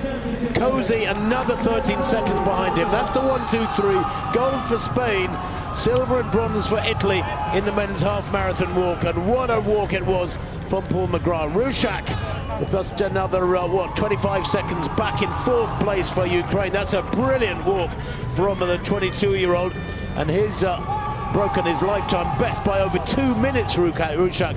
Paul McGrath 1:23.01. Phil, he's taken 2 minutes and 19 seconds off his best. The times are spectacular. Yeah, they're great. This is really the early stages of this event, but Paul McGrath ran the 2nd fastest ever time by a European. Only Fortunato in 2nd place with that European record of 1:23 exactly has ever walked faster than him. Fortunato on this occasion, he did challenge in the latter part of the race. It was concertinaing effect with Fortunato getting up within 15 seconds. Then McGrath would accelerate. Terrific performance both from McGrath and Fortunato. Great effort as well from Cozy. Cozy, well, thought of him as a possible medal contender, but he's justified it. And then look, now Rushak coming through. National record for the Ukrainian. Korkmaz, Kenny, that's the first completed half marathon. Look at the number of personal bests, national records for Rushak, personal best for Korkmaz and Kenny. I mean, stunningly fast times here. And I'll tell you why, Phil, because it's a lovely cool morning, it's a flat circuit. Yeah, there's a few twists and turns, but they've negotiated those really well. And I think actually a lot of credit goes to Paul McGrath, who has a mother with who's a Catalan but an Irish father, hence the name. Yeah. He laid it down from very early on. They got to build a cushion, I suppose you could say, against the clock in the first half. It was so fast. Oh, there'll be a spate of national records and personal bests, even amongst some of the back markers as well. There you can see just personal bests all the way down the line. Indeed, it's only Fortunato who hasn't got a personal best out of the top 8. But there you see Paul McGrath striding through the line. The first of 4 Racewalk champions to be anointed here in Birmingham on this morning. It's a nice, wonderful morning. It's bright, a little bit breezy out there. That actually had the effect of cooling the racewalkers. Temperatures, well, currently at around 17 or 18 degrees, will become a bit more challenging over the second half of the race for the marathon walkers, as we see Maria Perez now looking to make it a Spanish double. Perez has got about another 6 minutes of walking to come, maybe just even a little less. She's looking as though she could even challenge the European best time. Not an official record yet for the women's half marathon, but it looks as though she could go into uncharted territory for this distance as far as the women are concerned. She's looking at getting inside 1:32, and I think she's on course for just about doing that. She's lapping once again many of the women marathon racers. It's all about Maria Perez at the front. She's got so many major championship medals. She's eschewed getting some drinks on, passing the drink station. Some of the others in this race. 127, Cerna looking at the back there. These are the people battling away for the silver and bronze. Mihai of Italy and Olyanovska of Ukraine. Just wondered, look at them. Mihai gritting her teeth. She's really working hard. She's trying to shake off Olyanovska, but Olyanovska now very, very experienced. She knows what to do in these sort of situations. Well, Mihai in second place is 1 minute 10 seconds down, but they've gone through 20K, so they're coming to the final circuit. These ladies, Maria Perez has been totally dominant here. She has built up by 20K, a lead of over a minute. That is a vast distance over the half marathon. Of course, we're seeing so many personal bests and national records, and we will do in these new distances, which are bedding in, I suppose you could say, to the walking community. Perez, then the glasses come off. She wants to see this and take it in.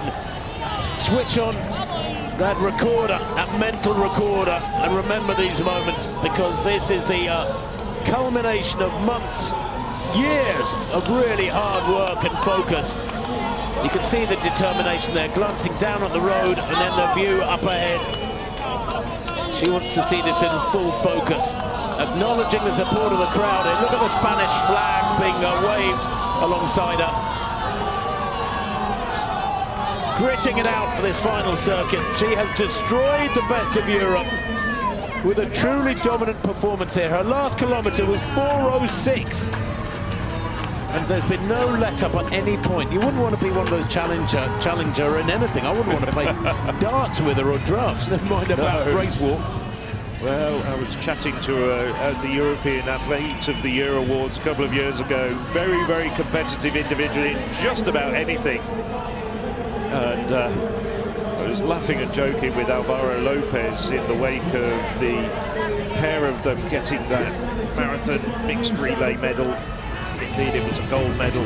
And now, just coming through to the finish line, it's Maria Perez. She's on course for absolutely smashing the European record. Target time of 1:32, and she's going to be almost 2 minutes inside of that. And she's been able to shake the hands and high-five people, just having a few problems with the sunglasses. But it is Maria Perez, 1:30.06.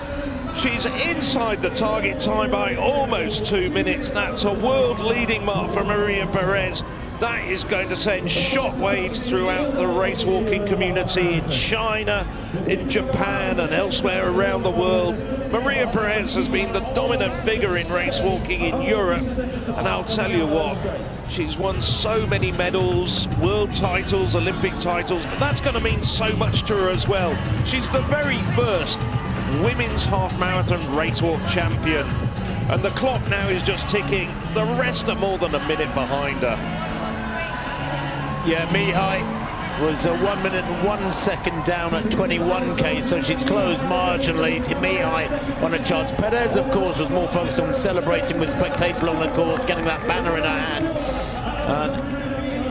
Mihai comes through to make it silver for Italy, and Olyanovska a brilliant bronze for Ukraine, and Stay of France so close to getting on the rostrum. Look at that, you cannot celebrate when you're fourth and just seconds away from a medal, and medals are what define careers. They're the exclamation marks of a career on the journey for that 10 or 15, sometimes 20-year journey.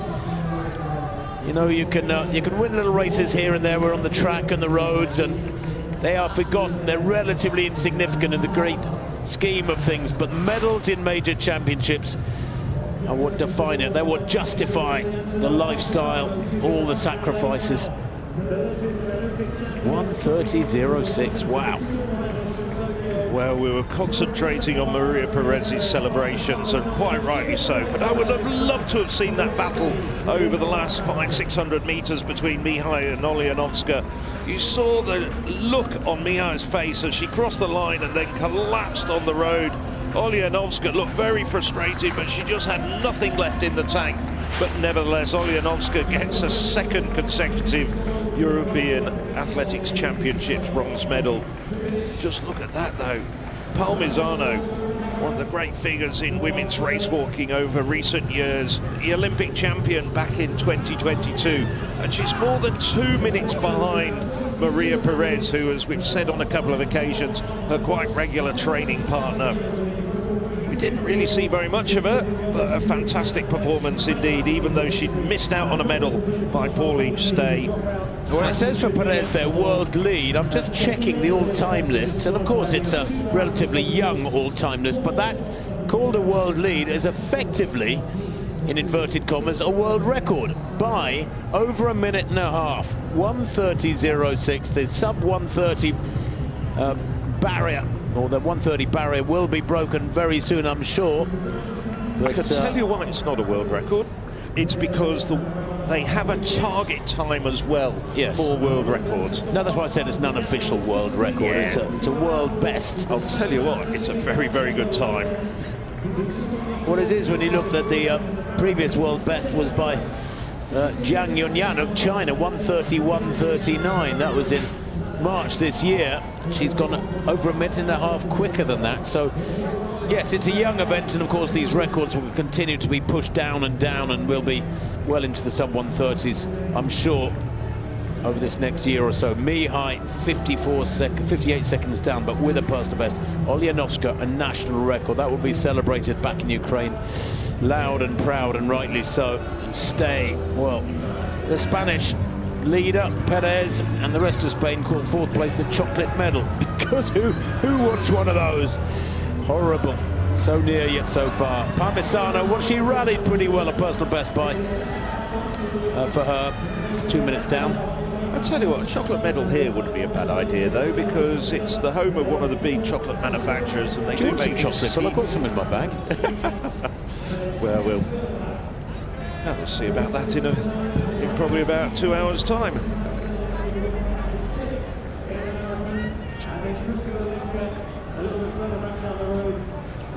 No, I think that's going to be a very difficult European record to beat. I think it's going to stand the test of time, with only perhaps Maria Perez capable of topping it, because, as I said, it's almost 2 minutes inside the target time for an official record. Milan coming through. Very impressive. There were 2 French in the top 6. Wow. That's approaching new ground. 3 French in the top 7, in fact. Get that. Well, the World Athletics target set by the target for a world record set by World Athletics, 1:30.30. So Perez will likely, as a result of that time, 1:30.06, be the first world record holder. It will become official, barring some complication. She's obviously 24 seconds in time, the target time set by World Athletics for a world record to be declared. They're still coming in the women's half marathon. I do apologise there. That's the marathon walkers out there. Katrina Zensiblo. Also Farini. 2 of the pace setters in the marathon. Well, Ziebler, the Pole, who's pushing on here. Walking very aggressively. Fiorini behind her, and Ziebler, well, at 19k, 20k rather, she has she and Fiorini locked together. Gheorghi, the second Italian, back in third, is 11 seconds down, and Trzimpiotti of Greece back in fifth, and Shevchuk of Ukraine in sixth, although Trzimpiotti over a minute down. But Ziebler has worked really hard for this. She had a great weekend, a couple of silvers. Great week, I should say. A couple of silvers in Eugene 2022. Fiorini matching her stride for stride at the moment, but you get the impression she's hanging on to the coattails here of the pole. That brace of silvers back in 2022 at 20k and 35k. And actually, when you look back at those old race walk distances, 20k and 35k, and I know there's a lot of love for those and the tradition of the sport from the race walk community, but actually they were too similar, weren't they? 20k and 35k. I mean, they're not far enough apart. Yeah, that was the big issue, and that was why there was a lot of unhappiness, because the previous longer championship race walk distance of 50k really tested the race walkers. That was an endurance event, and so reducing it to 35k for, let's just say, television purposes, to bring it into an easier time slot caused a certain amount of unhappiness amongst the race walking community. So this is the sharp end of the marathon race walk. Ziblo and Fiorini, 2 women. There's about 10 seconds difference between this pair and Giorgio. Then going a bit further back at 20 kilometers, Gonzalez of Spain has sort of separated herself and was walking in a very solitary 4th place. Tisipouti, former European champion herself, in 5th place from Greece. Well, Ziebler just pummeling away here. at Fiorini. I wonder how long the Italian can hang on to her, assuming she is hanging on there and just not using her as a pacemaker. Fiorini, silver medalist at the marathon Racewalk Cup earlier on this year. Sharpened up with a 5,000 metre race walk on the track in Rieti at the Italian in Italy. 21:30 for a 5k race walk. If you're one of those who does park run somewhere around the world, 5k, 21 minutes for a 5,000 on the track is what Fiorini managed in the most recent race, the native of the Arezzo province. So there, 21k, Ziebler and Fiorini locked together. Gheorghi 18 seconds down, and nobody else through 21k yet. There is the fourth placer, I think, going through. Was that Clizempiotti and Sinopoulou? Two Greeks in the top 8. They're going well. Gonzalez of Spain, the Spanish not going so well in the full marathon distance on the women's side. She goes through in 4th place, Gonzalez, but over a minute down on Ziebler and Fiorini. Well, the women lapping in around 4:42, 4:43 through the first 20k, but that was a bit quicker. That was a 4:36 lap, that kilometre. Oh, Ziebler pushing away. There's a lot of dodging around the course. There's still quite a lot of back markers that they're having to veer around. Fiorini doing well, tucked in behind Ziebler, just letting the pole do all the hard work. But they're noticeably starting to speed up, and there's more distance between themselves and Giorgi, and then a long way back to Gonzalez. But they're only just into the second half of the race. There's still a great deal of distance to go. No less than 21 laps at this Birmingham city centre. Now the half marathon walkers have cleared away. It'll be a lot easier to see what's happening out there. There's the men's race. Well, leading the way in the marathon for the men. And still Ventrescan, but his lead has been sliced at 23 kilometres. It was down to 13 seconds. Lopez was 13 seconds behind him. Then there was another 8 seconds back to Strano. Strano working well with his colleague Orsini.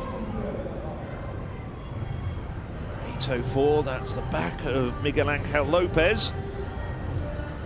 He's starting to lap lots of people. They'll be lapping quite a lot of people multiple times. But Venyeshan of Hungary with a 13-second lead. And it's come down to 10 seconds actually over the last kilometres, so Lopez is closing. Orsoni a further 26 seconds back. He's walking with his teammate Stano, so the pair of them, Orsoni and Stano. And that does help, you know, mid-race when you're really suffering, be working with somebody and maybe exchanging a few comments. It can be really reinforcing and assist you through those rough patches. So it'll be interesting to see if although it's a 26-second gap, they've got a long way to go yet. If Orsoni and Stano can work together to close up on Lopez, but at the same time, Lopez has accelerated over the last few minutes to close up on Venyeshan, the surprise Hungarian leader. Yes, Miguel Angel Lopez worked really hard over that last kilometre. He really closed the gap, reduced it by 3 seconds, but he's clearly accelerating. Tim's just pointed out to me as we're looking at Venyeshan that he's got 2 red cards, so he's going to have to perhaps be very aware of that, and that's going to be a big constraint on his technique. And you can see now that Miguel Angel Lopez has got him in his sights as they came through that previous turn, that last turn. Miguel Angel Lopez was in sight. So Bense Venurscan, there's the warnings. One for both of the major infractions, for a bent leg and not maintaining constant contact. One more warning, and he's going to have to step to the side of the road for 4 minutes.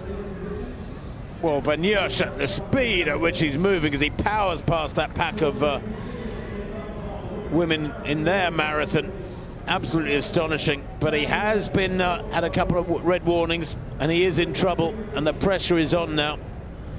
There's no doubt about it.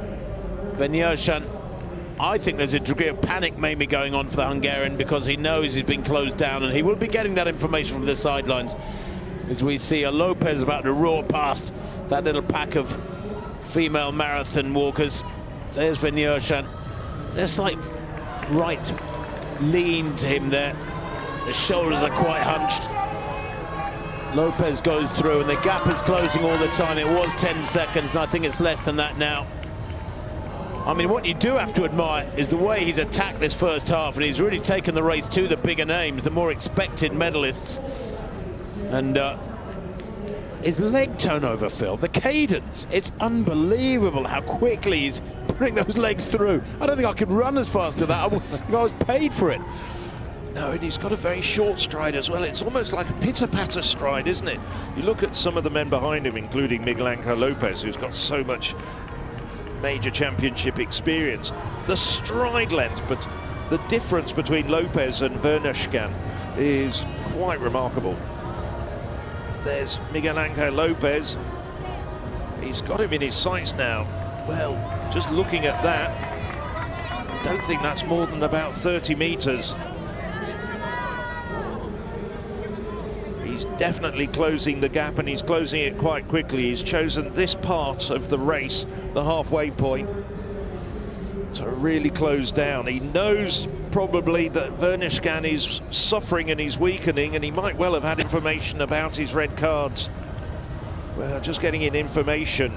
Lopez's last kilometre was 3 seconds quicker than Venurscan, and this one is another 3 seconds quicker as well. He's gone from 13 seconds down to 10 seconds down to 7 seconds down at 25 kilometres. Miguel Angel Lopez is starting to motor, and he's starting to eat into the lead of Bense Venurscan, as we were saying. Perhaps we were saying that he was a surprise leader, but he was on the European list, second fastest man with a 3:03 this year.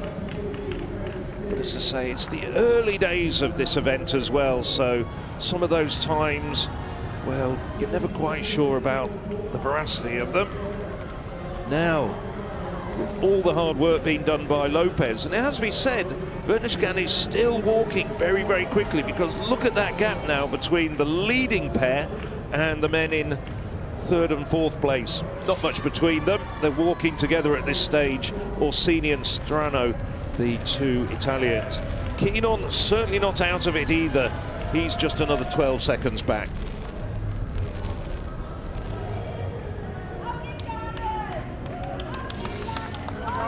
Well, Venurscan is being closed down. 4:09 for the 25th kilometre for Lopez. And the gap there, just 7 seconds. Orsoni, 32 seconds behind the leader, so 25 seconds down on Lopez. Orsoni and Stano, that Italian pairing, still working together, and a further 12 seconds behind them is Quignon, Aurelien Quignon of France. Christopher Linker, I should say, is going really well in 6th place, but he's a long way back. He's almost a minute behind Quignon in 5th place. Lopez here, lovely style, very, very smooth indeed. You want to watch the top of the head, and it should hardly be moving at all, because that relates to the center of gravity. You want the top of the head to be making a straight line effectively horizontally, not bobbling up and down. And Lopez, a master of that economy of motion.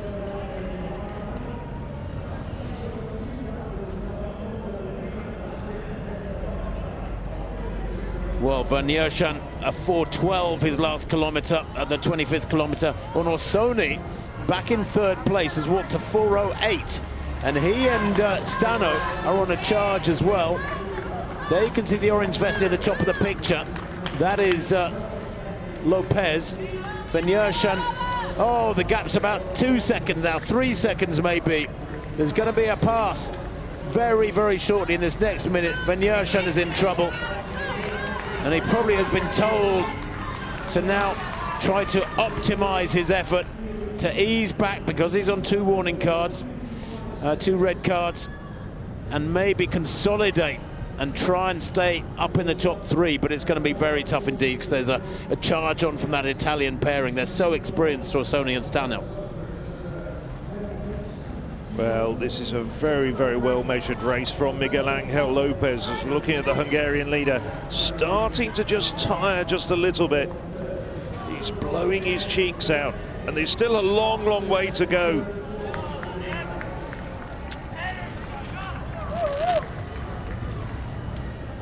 Scan going through 25 kilometers in 1:45:38.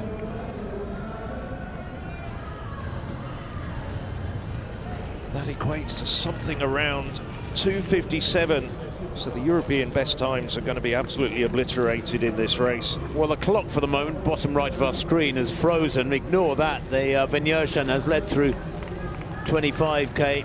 And now 26k in 1:49:46. Not quite sure what's wrong with the timing system, but I did start my watch at my clock at the beginning of the race, and they've been out there now for over 1 hour 50.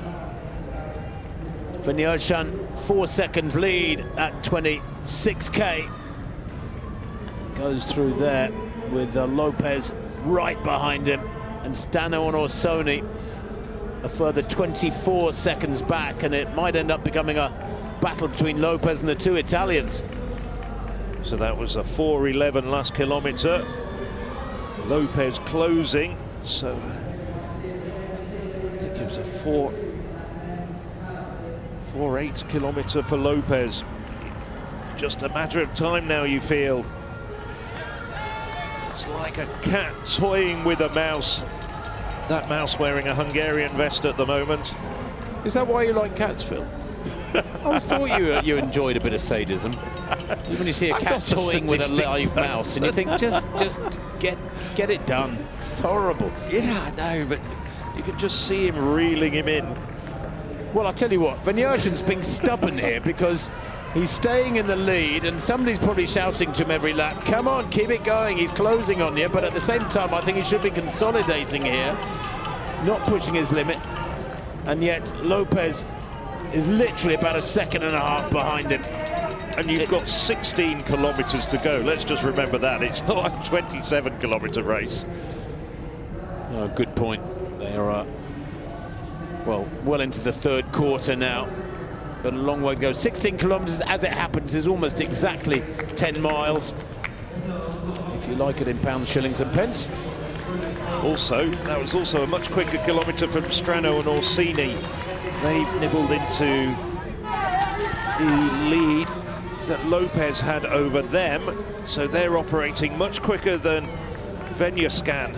They're a long way back at the moment, but if they're starting to take 3 seconds a kilometre out of Van Jershan in about 5 or 6 kilometres time, well, perhaps a little bit longer, maybe about 7 or 8, they're going to be up on the Hungarian shoulder, and there is still, just to re-emphasise it, a long way to go. So Miguel Angel Lopez now, just wonder whether he's going to go flying past Van Jershan, or he's just going to tuck in behind and let Van Jershan do the hard work for a kilometre or 2. The weird thing about Van Jershan, the Hungarian there in the green shorts, the white top, who has been through the 2nd and 3rd quarters of this race, pushing on and had a big lead at one point, was now been closed down, is he's got a very short stride and he doesn't use his hips. It's a very limited technique, and you watch the hip movement of Lopez there to the right of picture, it's very different. There's far more flexibility and twisting of the torso. It's very smooth. Van Jershan looks very stiff in comparison. Now he loses his lead to Lopez, who hits the front for the first time. Miguel Angel Lopez, 38 years old, world champion back in 2015, 11 years ago now, in the 20k walk. Well, here he is at the 42k walk. He's matured nicely in this last decade and more. And at the moment, has the lead. He's actually lapped the German there. Yeah, Johannes Frenzel it is up there, but he's not part of the battle for the medals. Frenzel, best of 2:10. Sorry, 3 hours, 10 minutes and 9 seconds in Dudinse. But he's about 4 or 5, 8, might even be a second time he's been lapped, to be honest, but he's quite considerable distance behind Lopez now, who's in the lead, and Vernischkan. And Vernischkan, well, he's just tucked in behind Frenzel. He's just using the lap German as a pacer for the moment. But Miguel Angel Lopez really starting to work now just to break Vernischkan. Vernischkan going backwards almost with every stride. And Lopez that closing up on Antigone Intrizimpioti of Greece. 42 years old she is, but giving a good account of herself in that women's marathon as Lopez.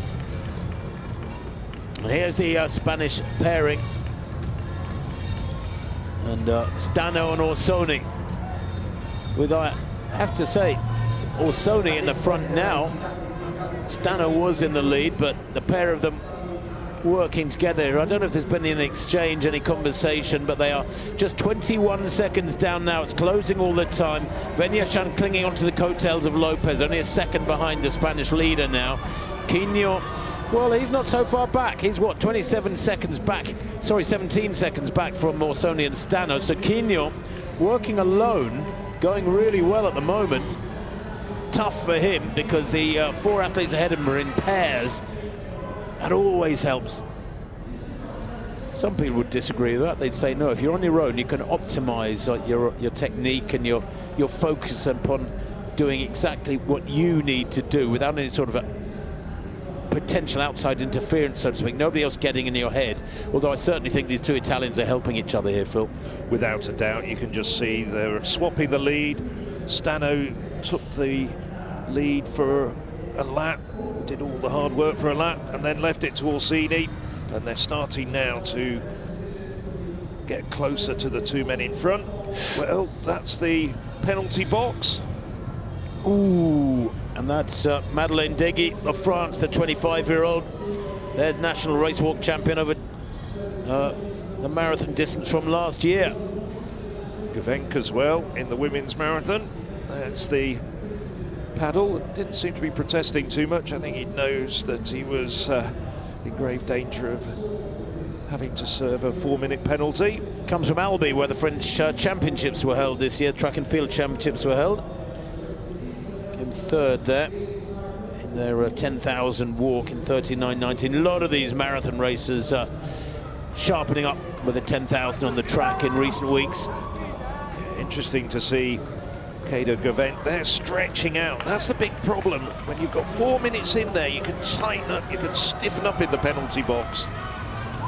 These are the leaders in the women's marathon, Ziebler and Fiorini. And they now have gone through 24K.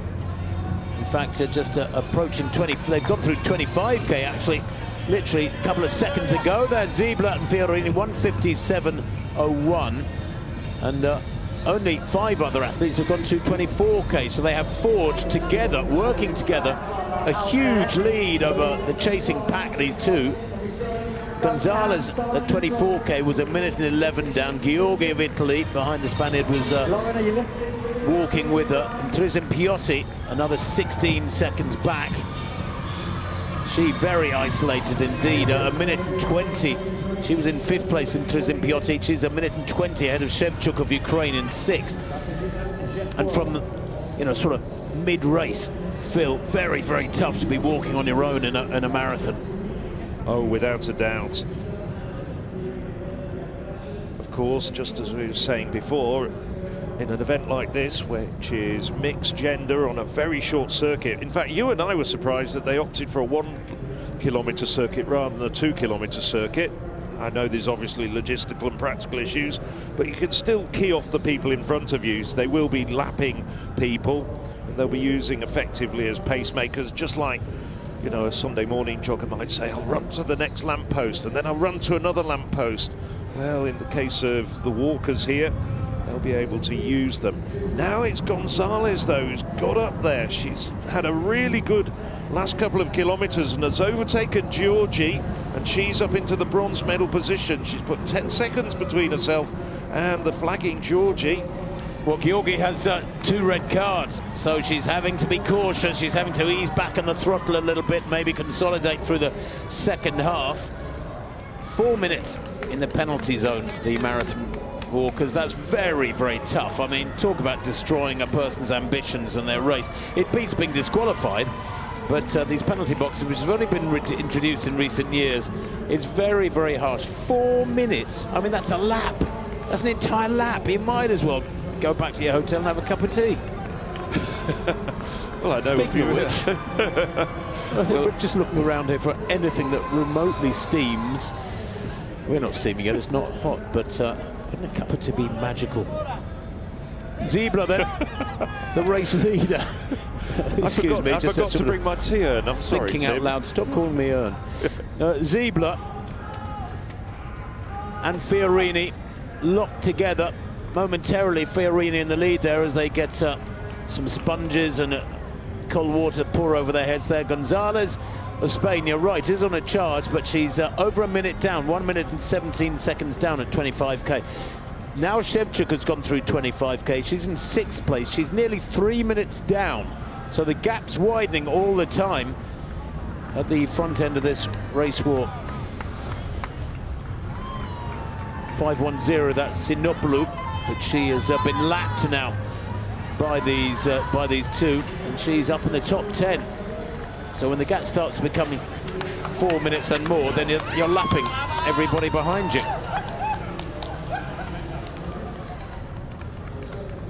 A lot of traditionalists in walking don't like the penalty zone, but some people think it's effective. Jane Saville, who's one of the great authorities on race walking on the women's side, thinks it's very effective. People are penalised, but if they improve, they're able to finish the race. So, yeah, it has a consolation to it being put out for 4 minutes during a marathon.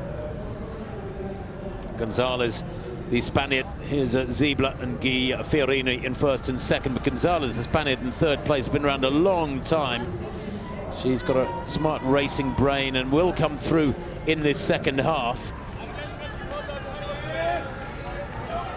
There are porta potties out there, of course, for these athletes, because when you're going to be walking for 3.5 hours or more, well, nature may come calling.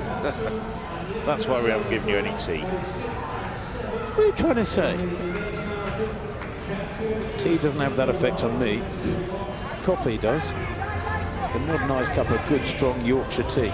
I'm still, every time I go to Yorkshire, I look for these plantations of tea. I can't find them. Why is Yorkshire tea a thing? Anyway, there's Ziebler and Fiorini locked together, but in a way helping each other. I don't suppose there's a great deal of discussion going on. They may both speak English, but I've got a sneaking feeling Fiorini doesn't speak Polish and that Ziebler, the Pole, doesn't have a huge Italian vocabulary, although I could be wrong, because Ziebler, well, she's a bit of an intellect. She's a medical doctor. Is the Pole there in 2nd place. Now this from Fiorini is aggressive walking. She's really pushing hard here. No pretension being paid at all to Ziebler. And Ziebler here is having to accept a bit of a pummeling from the Italian Fiorini. Well, just like running a marathon, you can go through difficult stages, you can have a bad patch as well, and obviously in the old championship distance of 50 kilometres that often happened. Sinopoulou just went through. She's in 7th place, but she has been lapped. Yeah, so these women have put 1 kilometre between themselves and the women in 7th place now. So there's only 6 women now on the same lap at the front of this race. Well, Frenzel, who has been lapped, is sticking in there. He's suddenly picked up the pace, and he's had Miguel Angel Lopez for company. And the Italians, Strano and Orsini, coming back into the picture. They're definitely closing down on the Hungarian who led for so long, Bence Vernishkan. Yeah, they've gone through 29 kilometres now at the front end of that men's race. Miguel Angel Lopez leading by 1 second from Venyashan. And the Italians just 17 seconds further back. So they're definitely closing on Venyashan. Venyashan just still, though, gritting his teeth, as you were saying earlier. I'm sure he's got the Hungarian team management yelling at him just to dig deep, carry on walking. There's the scene across the city of Birmingham. We're right in the centre of town here, around Cathedral Square. They walk, they go past it twice on each lap. They don't go round it, but they do go past it. It's rather glorious, isn't it? Little green oasis in the centre of the city. I sort of feel as if that wheel's a little bit out of place, but they had to put it somewhere, I suppose. It's a glorious structure. But did they have to put it in the centre of Birmingham? They could have put it out. Well, he's out just near the Coventry. Alexandra Stadium. There's plenty of space. Yeah, but it's miles out of town, man. No, you need it in the city centre. It's just, it might have been better off in Millennium Square or something like that, near the library. Anyway, these are the leaders in that men's marathon walk, and Lopez leading, and he has a 1 second lead. Well, he did have over Venyashan, but he's got rid of Venyashan now. I'm just trying to see where Venyashan is. He's had a couple of red cards as Venyashan, one for loss of contact, one for bent knee. So he's had to ease right back on the throttle. There's Venyashan. Yeah, he is back there, isn't he? He's Orsoni and Stano a further 16 seconds back behind Lopez, or behind Venyashan. 828, one of the Turks there, pulling out of the race. And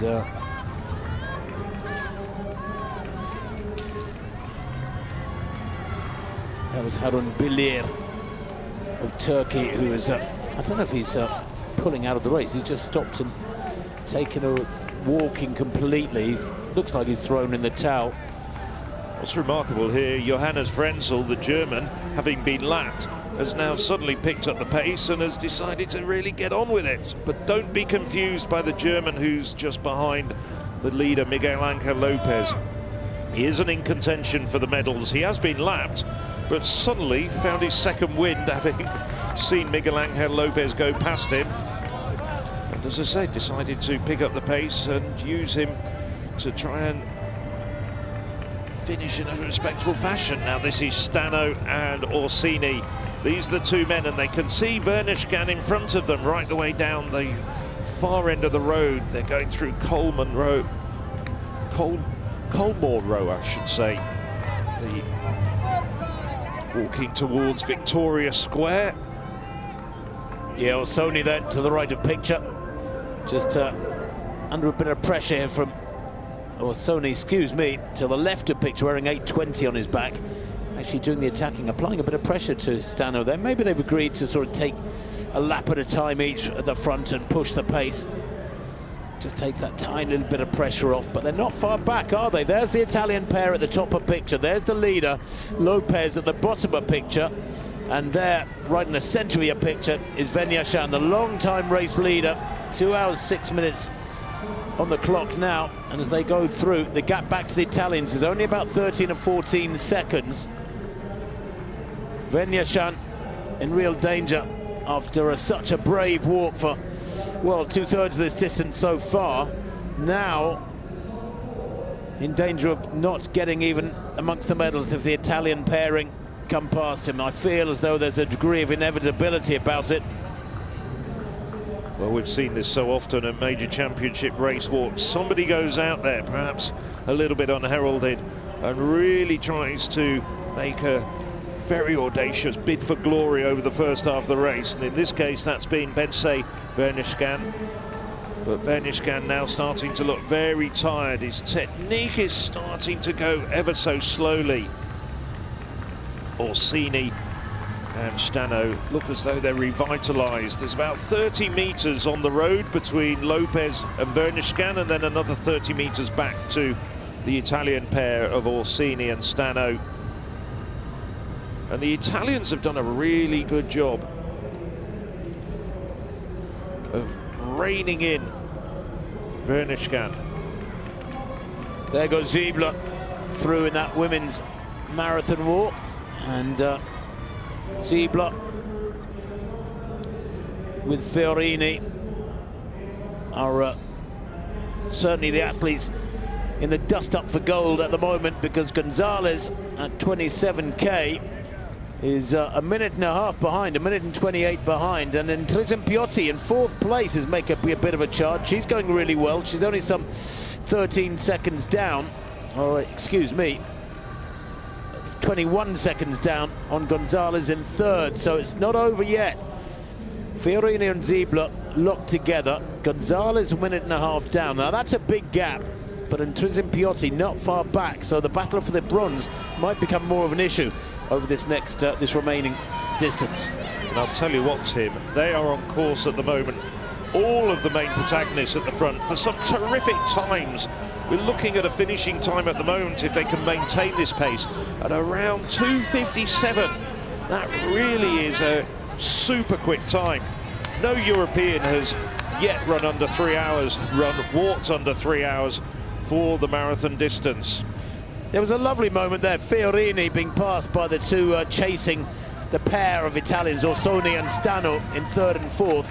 She had a quick chat with them, and off they went past her. Here is Lopez. And I have to say, my admiration is growing for Benche Benyashan, because he's back in 2nd place, and he's hung on to the coattails of Lopez for a long time. The gap has now grown to about 20 meters. But he's making it very, very hard work for Orsoni and Stano here to catch him. They're having to really dig deep to catch the Hungarian. I'm sure they will, but boy, oh boy, is he being stubborn. You just feel it's a matter of time before the Italians do overtake him. The Italians lapping very quickly. It's one of the back markers. They're up on the shoulder of Frenzel now, who's stuck with Miguel Angel Lopez, even though he was lapped for quite some time. Well, and the Italian pairing are closing. They're only 12 seconds down on Lopez now. This is tough for Lopez. That's at 30k, the gap 12 seconds. They've got another 12k to go. Much tougher for Lopez out in front on this course, as he's on his own. The Italians working together. I suppose these walkers are constantly passing other athletes, so they can use those as targets lap after lap. This last 12 kilometers is going to be absolutely fascinating. There it is, 11 kilometers to go. Lopez 2:10:34, and that means his last kilometer was a 2:55. In fact, excuse me, no, it was a 2:53, a 3:53 from Lopez. Let me help you. It was a 4:07 last kilometre, and he's getting quicker because the preceding kilometre was a 4:10. How about that? All right, I'll grant you that. It was a 4:07. It's a long morning, Phil. It is indeed. I won't tell people about your dyslexia. Cup of tea or otherwise. I won't tell people about your dyslexia if you go and get a cup of tea. Lopez then leading by 3 seconds from Benyashan. 9 seconds further back, Stano and Orsoni at 31k. Quino, well, 48 seconds back from the leaders, and obviously 36 seconds down on the Italian pairing, but he has got a couple of red cards, Quino, so he's having to walk cautiously. But all that leading 5 people are well on course for racing inside 3 hours, and that's a phenomenal time. Lopez will be getting information from the sidelines. I mean, that's absolutely critical for these athletes. He can gauge his effort as the laps click by according to what he's hearing. They're gaining on you, they're only 10 or 12 seconds down, you need to dig deep, or you know, you cover the last lap 3 seconds quicker than them, keep it going, you're looking great. All that sort of reinforcement and encouragement can make such a difference. We all know that whatever your role is in life, whatever task you're on, whether you're a commentator or a race walker, it's nice to get some positives. Absolutely. You know, it's a question of actually just being told that you're doing a really good job and you're being appreciated out there. Despite all the hardships that you're enduring, Miguel Angel Lopez, well, he's 30-odd kilometres into this race, still got more than 10 kilometres to go. but his team management will be giving all that positive reinforcement. Venyashan has closed up on Lopez. Can you believe it? They've gone through 31k.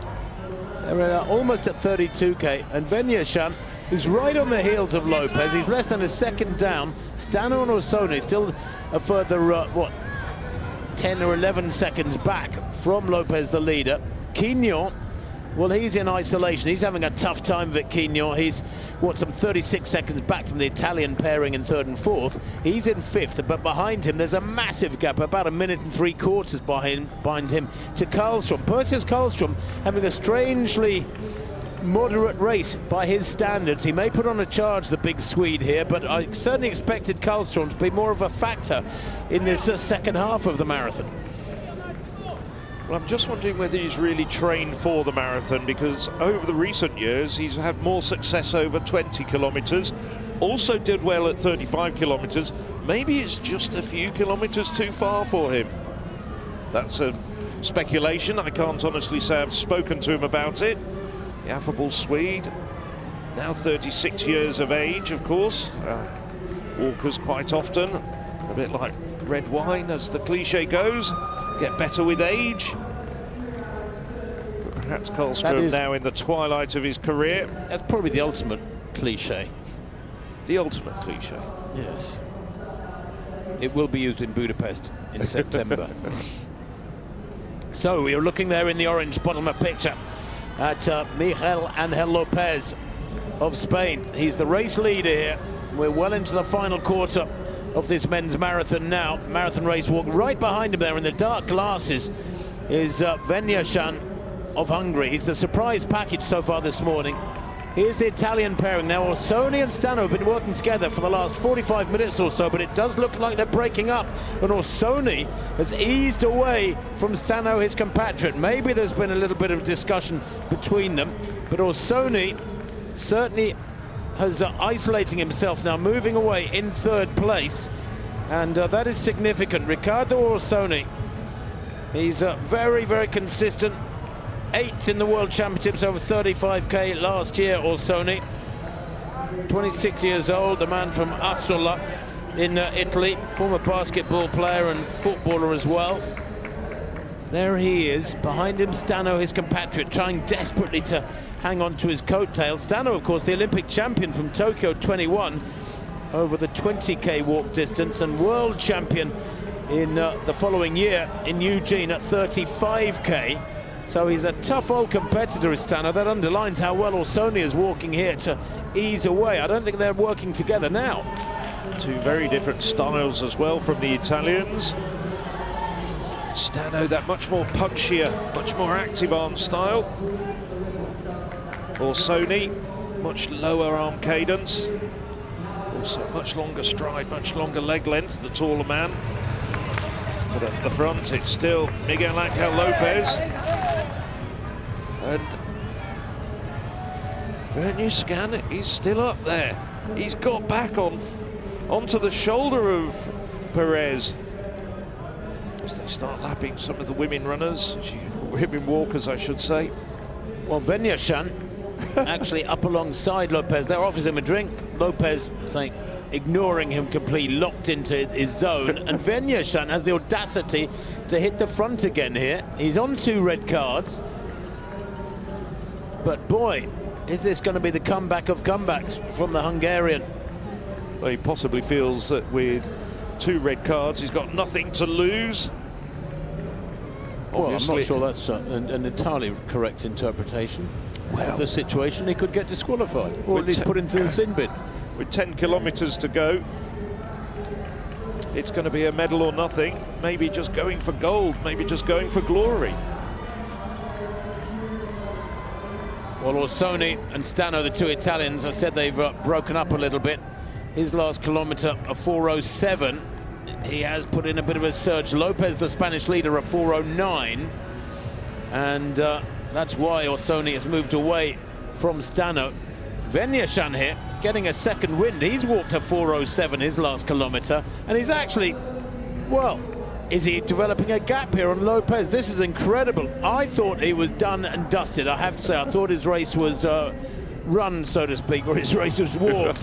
But it would appear to not be the case, because Venyashan here has kicked in, and Lopez must be thinking, what on earth is going on here?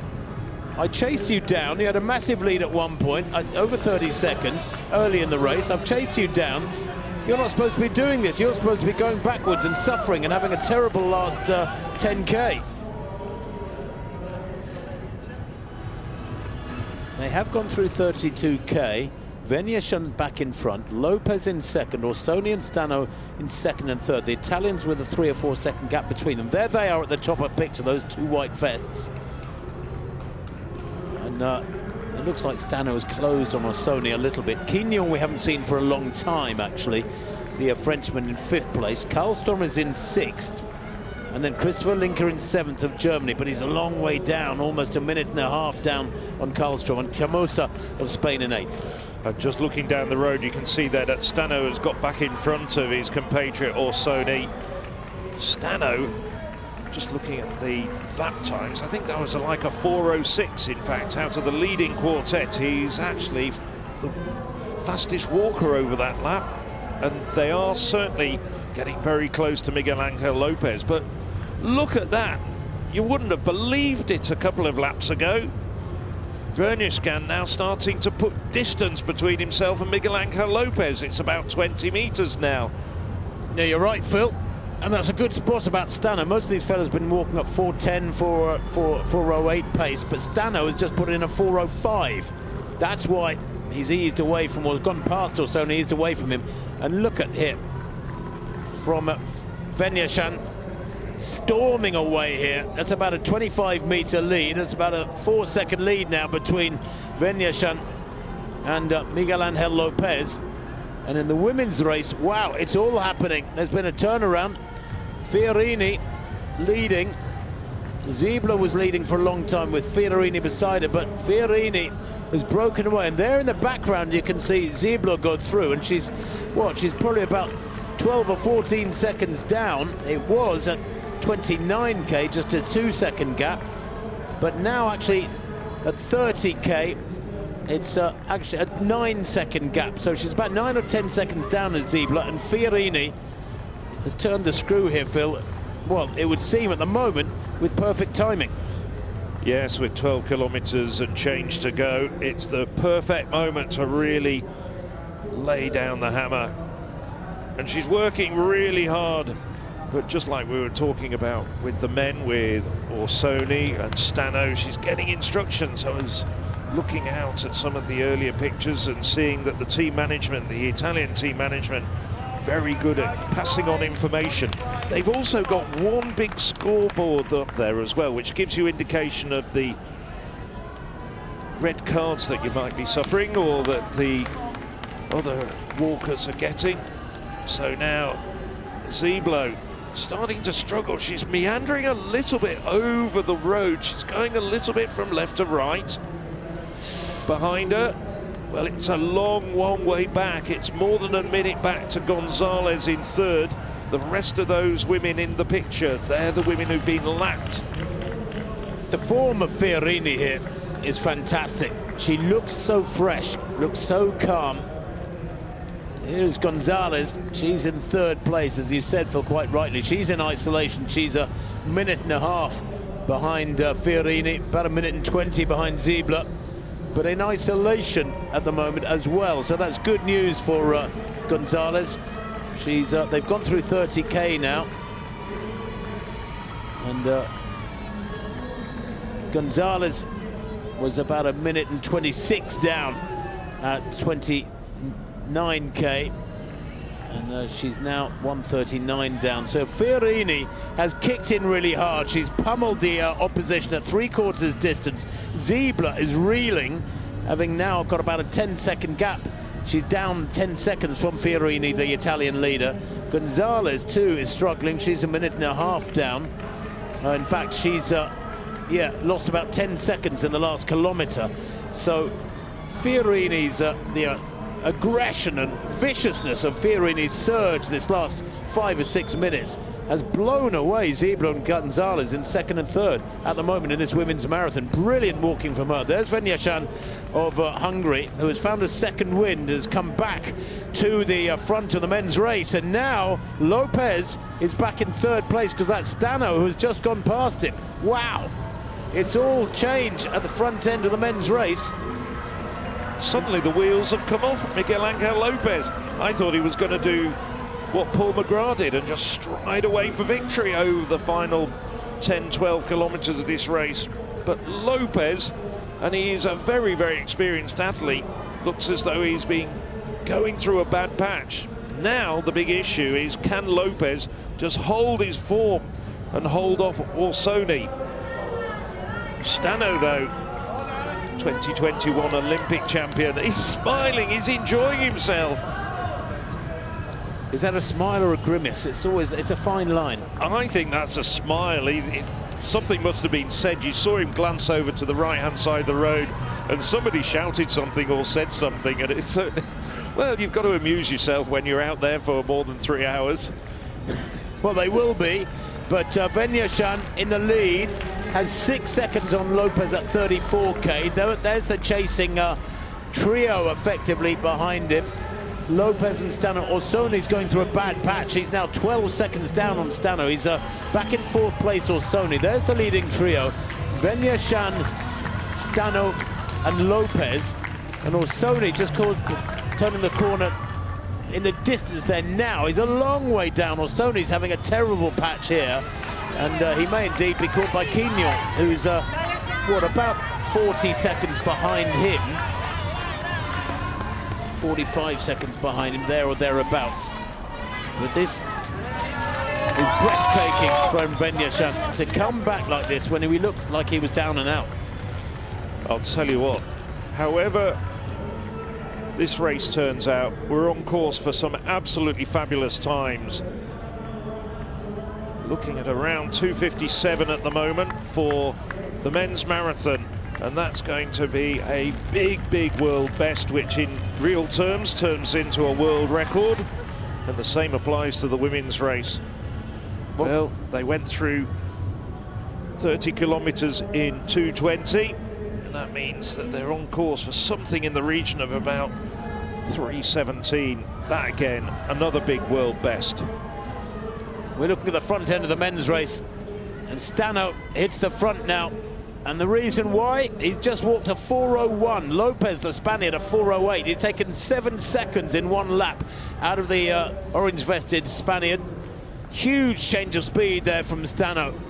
Unbelievable the way he's been so aggressive this last lap. And Venyashan will hang on to him and try and be dragged away from Lopez and Orsoni. Orsoni going through a bad patch, there's no doubt about that. We may be down to the 3 medalists now because 2 hours 26 on the clock, and we're expecting a winning time here in this men's marathon of something around 2:57 we're looking at the moment, I think. I mean, under 3 hours would be incredible. Oh yeah, I mean, it's going to be a world lead probably by a minute, and as I say, that's a de facto world record. Stano leading then in the men's race, and Venyashan, the Hungarian, hanging on to his coattails and using Stano's acceleration, which he's been able to match to his credit, as a way of getting away from Lopez. That said, Lopez there in the orange at top of picture is hanging in there, isn't he? He's 6 seconds down at 34k. That was actually, they've gone through 35k now. Lopez just 4 seconds down, so Lopez has rallied a little bit this last 3 or 4 minutes. Yeah, I think Lopez is also walking a lot more comfortably now. Maybe he just went through a bad patch, maybe a bit of stitch. We'll find out after the race. But Stano starting to move away, starting to look really good. But this race certainly isn't over by any stretch of the imagination. Lopez now, having got through that bad patch, looking as though he's a lot more comfortable, he's looking a lot more relaxed. Venyashan, well, this race is surprise package, despite him being second on the European list coming into Birmingham. Walked at 3:03. We weren't really sure what we were going to see because his championship form had been so bad in previous occasions. never even got into the top 10 of a major championship in the past, so we weren't sure about whether he was going to stand up under the pressure, but he is, and he's hanging on in there. And he's just tucked in behind Stano. There's nothing to choose between the two. Stano, it looks as though it's almost uphill. It isn't, it's flat. Just a slightly false impression there due to the camera angle. I'll tell you what, they'd be grimacing a lot more if it was uphill. So there we see Stano, Vernishkan, Lopez, another of the lap runners. That's one of the Spaniards who's been lapped.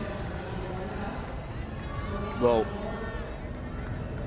I think Lopez chasing hard. The fastest time ever is 2:55, by the way, if you want to talk about world bests and effectively world records. Hayato Katsuki of Japan in Takahata last October, what, 10 months ago now, walking to 2:55. 2:55.28. I don't think we're going to see that today, but if they get out to 2:57, anything under 3 hours would be fantastic. World lead. Not the Japanese runner Suwa in that big race walking event in Noni. 2:58.21, well on course for a world lead.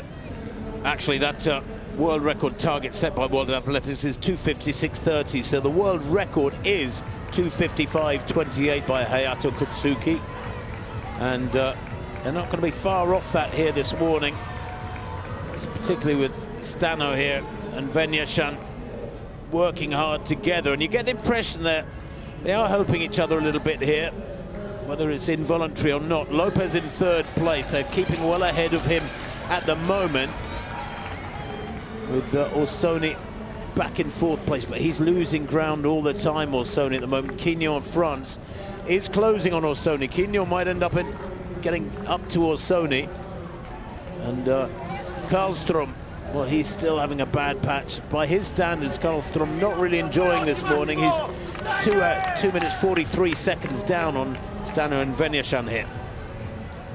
But if you think about it, he's still going to be on course for a time very close to 3 hours. That's got still a lot of men, even though they're going to be several minutes behind the winner, are going to be very happy with their outings. So it's now Vernishkan who's got in front of Stano once again. Despite both men having white vests, easy to tell them apart. Vernishkan's got the headband, Stano the sleeves. And it's Vernishkan who's now starting to work a little bit harder as well. Maybe he's just trying to break Stano. They've only got 6 kilometers and a little bit more, 6.2 kilometers from the 36 kilometer point. So it's gone through 36 kilometers, as you can see on the left-hand side of your screen, 2:31.10. Lopez, after getting up close to them, has now gone back a little bit. Orsoni, though, starting to struggle. He's gradually disappearing out of medal contention. So at the moment, the medals look as though they're going to Hungary, Italy and Spain. But still, just under 6 kilometers of racing to go. For Lopez, this is a very, very tough period, because he's got 5K to go, 5 or 6K to go, and the window of opportunity to close down on these two is getting smaller and smaller, and he's in isolation. They're working together. He is going tremendously well, the Spaniard, back in third place, 38 years old now, but he's got to keep working and hope that one of these two, if not both of them, have a bad patch and he can crank it up a little bit and close on them. There you can see in the women's race, Gonzalez, who's back in third place. Fiorini still leading, some 9 seconds or so ahead of Ziebler. Indeed, just checking, it's 14 seconds, the gap now between Fiorini and Ziebler. And I'm just catching up on the timing system, and actually Ziebler now 20 seconds down on Fiorini. Gonzalez a long way down in that women's race, about over 1.5 minutes down on Ziebler, but in the bronze medal position, and that gives her almost a minute's lead over fourth place in Tristan Piotti. We are concentrating on the men though, because this is a fascinating tussle out in front. Stano back in front now from Venyashan. The pair of them exchanging the lead again and again. And each time they come onto this strip, past the drinks tables, Venyashan accelerates. I don't know if there is indeed a little bit of a down here, Phil. It looks like it. It might be an optical illusion. But Venyashan, almost every lap on this stretch, opens his stride and accelerates, pours that water over his head there. Stano staying away from the water, well acclimatized the Italian. It's still a beautiful morning here in Birmingham. I don't think they need to worry about the heat as a factor, thank goodness. I think it is a bit of an optical illusion because you've probably got the cameraman standing up on the bike looking down on them, and we had it a little bit earlier with them looking as though they're walking up a fairly steep uphill incline. No, it's very, very flat out there, and that's why we're getting such fast times. And it's now Stano who's got in front of the Hungarian once again. Well, regardless of who wins this race, it's been a fascinating last 15 kilometres. It's ebbed and flowed. We had the Hungarian Vernescan leading for such a long time. Miguel Angel Lopez getting up there, getting past him, then going through a bad patch. Vernescan coming through, Stano then coming through, and now it's Stano and Vernescan dueling away. They're like heavyweight boxers trading blow for blow. And it's Stano with the white arm sleeves. He's never looked really comfortable, but I think that's part of the fact that his stride is so short. There's very little movement in his hips, the Hungarian Vernescan. But he does, Stano, look the more comfortable of the two. Very controlled, lovely, smooth roll of the arms there as they come through. Venyashan, to me, was blowing there. He looks like he's under pressure. He's almost literally inside the vest of Stano there. And he's using the Italian to keep him clear of Lopez at the moment. Lopez is battering away there at top of picture. He keeps working really hard to keep these two inside. He wants to retain that possibility of catching them. If one of them has a bad patch, maybe he can move into second. If they both falter, he's there ready to pounce, but he's got to close that gap. He's still some 10 seconds down, Lopez, in the orange there at the top of picture for Spain. I think you're right. I think Stano is looking the more comfortable. I was just looking at them as you were commentating there, and we saw Vernescan adjusting his headband. Lopez, well, he's clawed back 1 second of the deficit over that last kilometre, and he's still got 5 kilometres to go. Race isn't over yet. Lopez has already gone through one bad patch. Perhaps he's recovering now. 9 seconds over 5 kilometres, 5 laps of the Birmingham city centre. Certainly entirely possible he could make up that ground, but Stano, the 2021 Olympic champion, starting to look really, really comfortable at the front. He's racing very aggressively. But you've got to hand it to Vernescan. Just when you think he's just going to disappear off the back, he's tucked in, gritted his teeth, and had a really good race. Now Lopez. I think Lopez is starting to speed up a little bit, just judging from the cadence. It looks as though he might well be, and I'd be very interested to see how this lap unfolds. Start to reduce the lead. Now this is the bit, I think this is just an optical illusion. I don't think there is an incline. So well, Stano and Vernescan at 37k, 9 seconds ahead of Lopez. Orsoni a long way back in fourth. The Italian has really struggled this last half hour or so. Quigno in fifth. But you know, isn't it significant? You know, I've been looking through Vernescan's CV, trying to see anything that hinted at this. He has a fast time, 3:03 from Dudzince. He has a good 35k time and a solid 20k time, but his hero, and I mentioned this earlier, but just to reiterate, his hero is Johan Diniz, and Diniz of France, back in Zurich at the European Championships in 2014. I was there at the European Championships in Switzerland. Diniz set a world record for 50k of 3:32.33. Now that's 8k further than today, but not a totally dissimilar distance. And if he studied Diniz's training, maybe that's why Venyashan is producing what is a bit of a surprise performance this morning. You know, you can't have any better mentor or somebody to try and mirror than the world record holder. and I was there in Zurich as well, and if you remember, it could have been even faster, because what was it, about 60 or 70 metres from the line, Diniz went over to the side of the road and must have even chatted with a spectator before he got the French flag. He probably lost about 5, 6, 7 seconds on his world record, because he had such a massive lead. Wasn't he a wine expert? He was a wine taster and an expert in wines, Diniz. I think that was one of the things we remember about that all week. He had such a big lead. I think we spent several minutes in the middle part of the race talking about what wines you like, just to pass the time before the next walk came through. Well, there's Ziebler in second place. Fiorini looking very, very smooth indeed. Ziebler hit the pole 20 seconds down now. Indeed, actually just checking, 31 seconds down at 33 kilometres.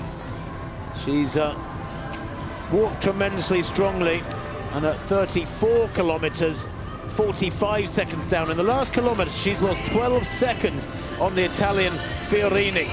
So she's just got to try and consolidate here now, Ziebler. Back in third place, Gonzalez. Well, she's a long way back. So Ziebler, I think, barring disaster, heading for silver here in the women's race. Things can happen, of course, but Fiorini in dominant form in the last quarter of that women's marathon. Well, just as we saw a Spanish double in the half marathon, we could be looking at an Italian double in the marathon at these race walks. It's been a fantastic morning of race walk competition, and Strano now starting to move away with 4 kilometres to go, just over 4 kilometres from the 38 kilometre point. Stano. Well, I tell you what, the Italians last night went on top of the medal table overall. If they take golds here this morning, they'll be even further ahead of Britain in second place, the host nation. That's not cricket, is it? The Italians don't play cricket, do they? He's got daylight on Venyashan. No, that we need to introduce him to cricket. Venyashan has worked tremendously hard, but Stano has cranked it up here and has eased away at 37 kilometres. Stano 4 seconds ahead of Venyashan. Lopez 8 seconds back behind the Hungarian in third place. There's the orange vest of Lopez, top of picture, beavering away, but that 8-second gap is proving very, very hard to close. It's been similar for, well, the last half hour or so, hasn't it, for Lopez in third? Yes, indeed. He's gone backwards very slightly. It looked at one point as though he was closing on that last kilometre, and then now the difference between Stano and Lopez, first and third, is now 12 seconds, but he is closing ever so slightly on Vernescan, who's now starting to lose contact with Stano. There is the Hungarian in the silver medal position. You can see down the road now, that's the difference. It's probably about 40 metres. It was 4 seconds difference going through 38 kilometres, and I think that has grown over the course of the last few hundred metres. Vernescan now looking as though he's very tired. He was just looking down there. He just touched his thighs, his left thigh. He's starting to struggle just a little bit. And you can see there, Miguel Angel Lopez, well, he went through 8 seconds in arrears through 38 kilometres, but in those few hundred metres on this lap, he's almost got up on the shoulder of Vernescan. He is blowing. That's no surprise when you're in the latter stages of a marathon race walk.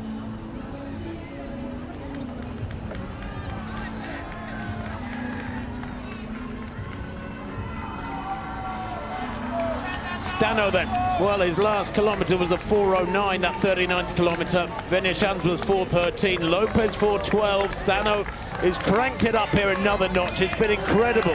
Not the fastest kilometres of the race. He walked at 4:05, I think at a 4:03 earlier on. But now, at this stage, to be able to dig down and find 4:09s while the best behind you are 3 or 4 seconds slower is quite remarkable. And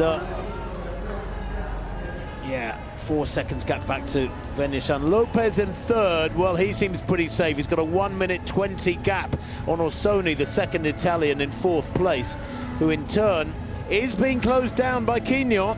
Quignon in fifth place, only 12 seconds down on Orsoni now, so there's a minor battle going on for the lower places in the top half dozen, although it does look like them three medalists are fairly clear now.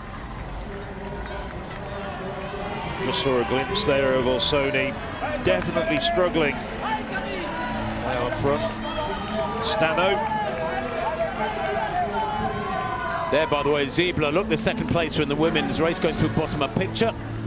And here, Venyashan in second place. And in the orange there, they're chasing Lopez. He probably knows he's got at least a bronze secured, Lopez. He'll have been told. They'll be getting loads of information from the sideline from team colleagues.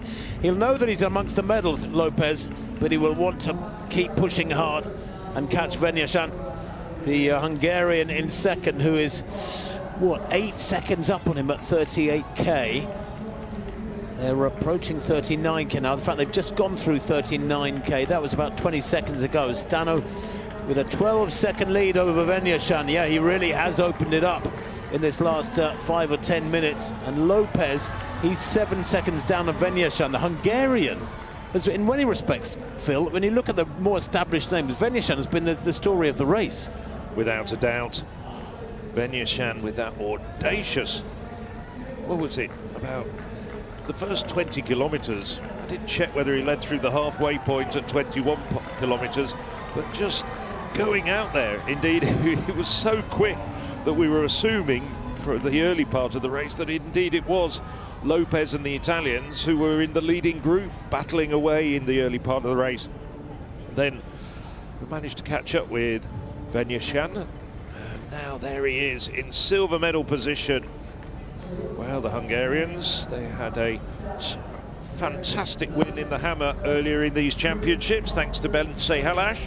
And it's Bence Venyashan who looks at this stage with 3 kilometres, indeed less than 3 kilometres to go, as though Hungary are going to have another Bence on the podium. Well, those times were a couple of minutes ago. Stano with a 12-second lead, surely is heading for gold here now. The Italian working really hard with those arms, rocking from side to side a little bit more. The smoothness of his form up to about half an hour or so ago has just gone a little bit. It's perfectly understandable. He is mortal. He may seem like a super mortal, a superhuman, the way he's worked through this last half hour or so to establish this lead. But the shoulders rocking from side to side a little bit more. And race walkers, of course, because of the relatively low intensity of walking, have to put in many, many hours of walking, similar to cycling in that respect. But they do gym work as well. They have to keep the shoulders very fit, plenty of flexibility work. And that pumping of the arms can help the legs come through. Everybody knows that. Everybody who's walked or run knows that the arms balance the legs. And when the legs are struggling in a running race, you work harder with your arms and it helps the legs come through. For every movement, there's a counter movement, so to speak. And Stano here, still walking really strongly, but just a little bit more rocking and rolling in that top half. When you talk about endurance, well, there's been a few cases of race walkers who've switched over to the marathon and become very good marathon runners, and most of these guys would quite comfortably, with a little bit of training, run into the low 2:10s in a marathon. Oh, absolutely.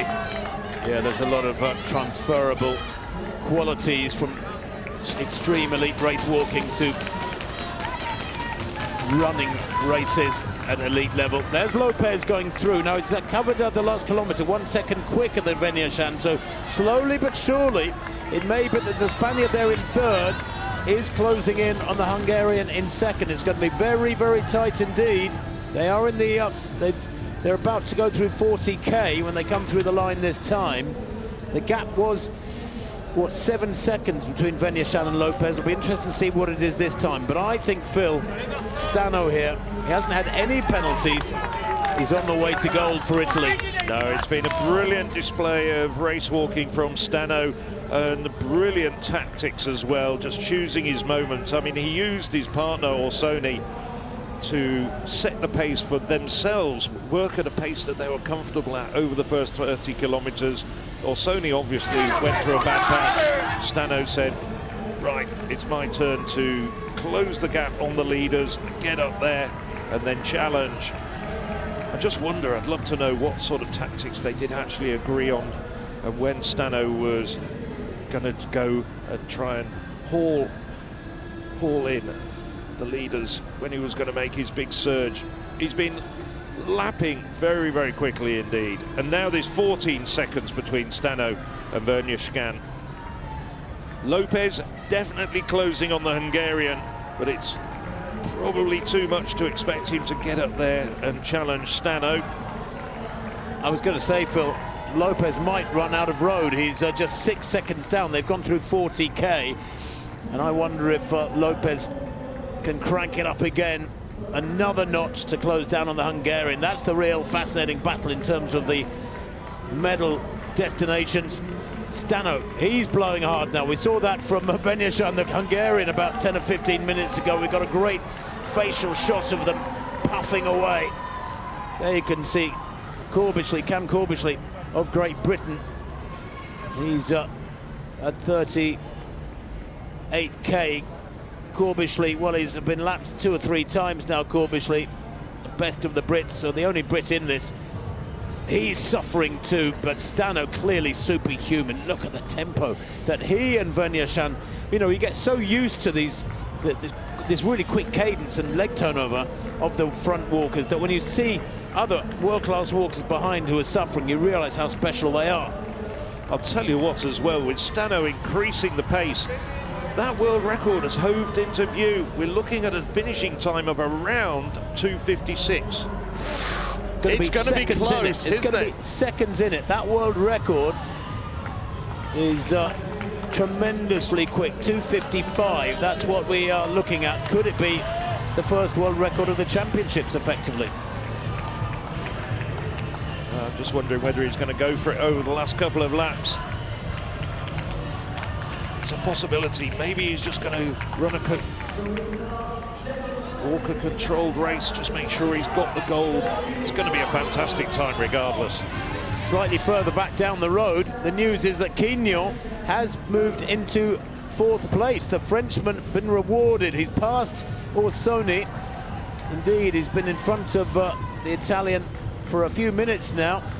He's, 1 minute 36 seconds behind Lopez, so he's in 4th place, Quignon, the Frenchman, but a long way off the medals now with a couple of kilometers to go.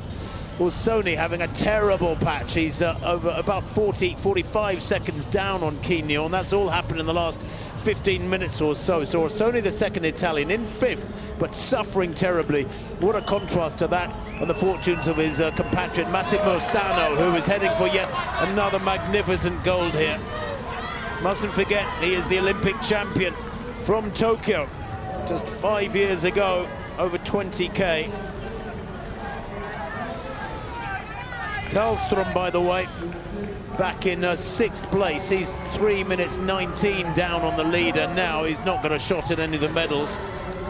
He's probably going to walk to a personal best here, though, Karlstrom. His personal best is 3:04. That was in San Diego back in January.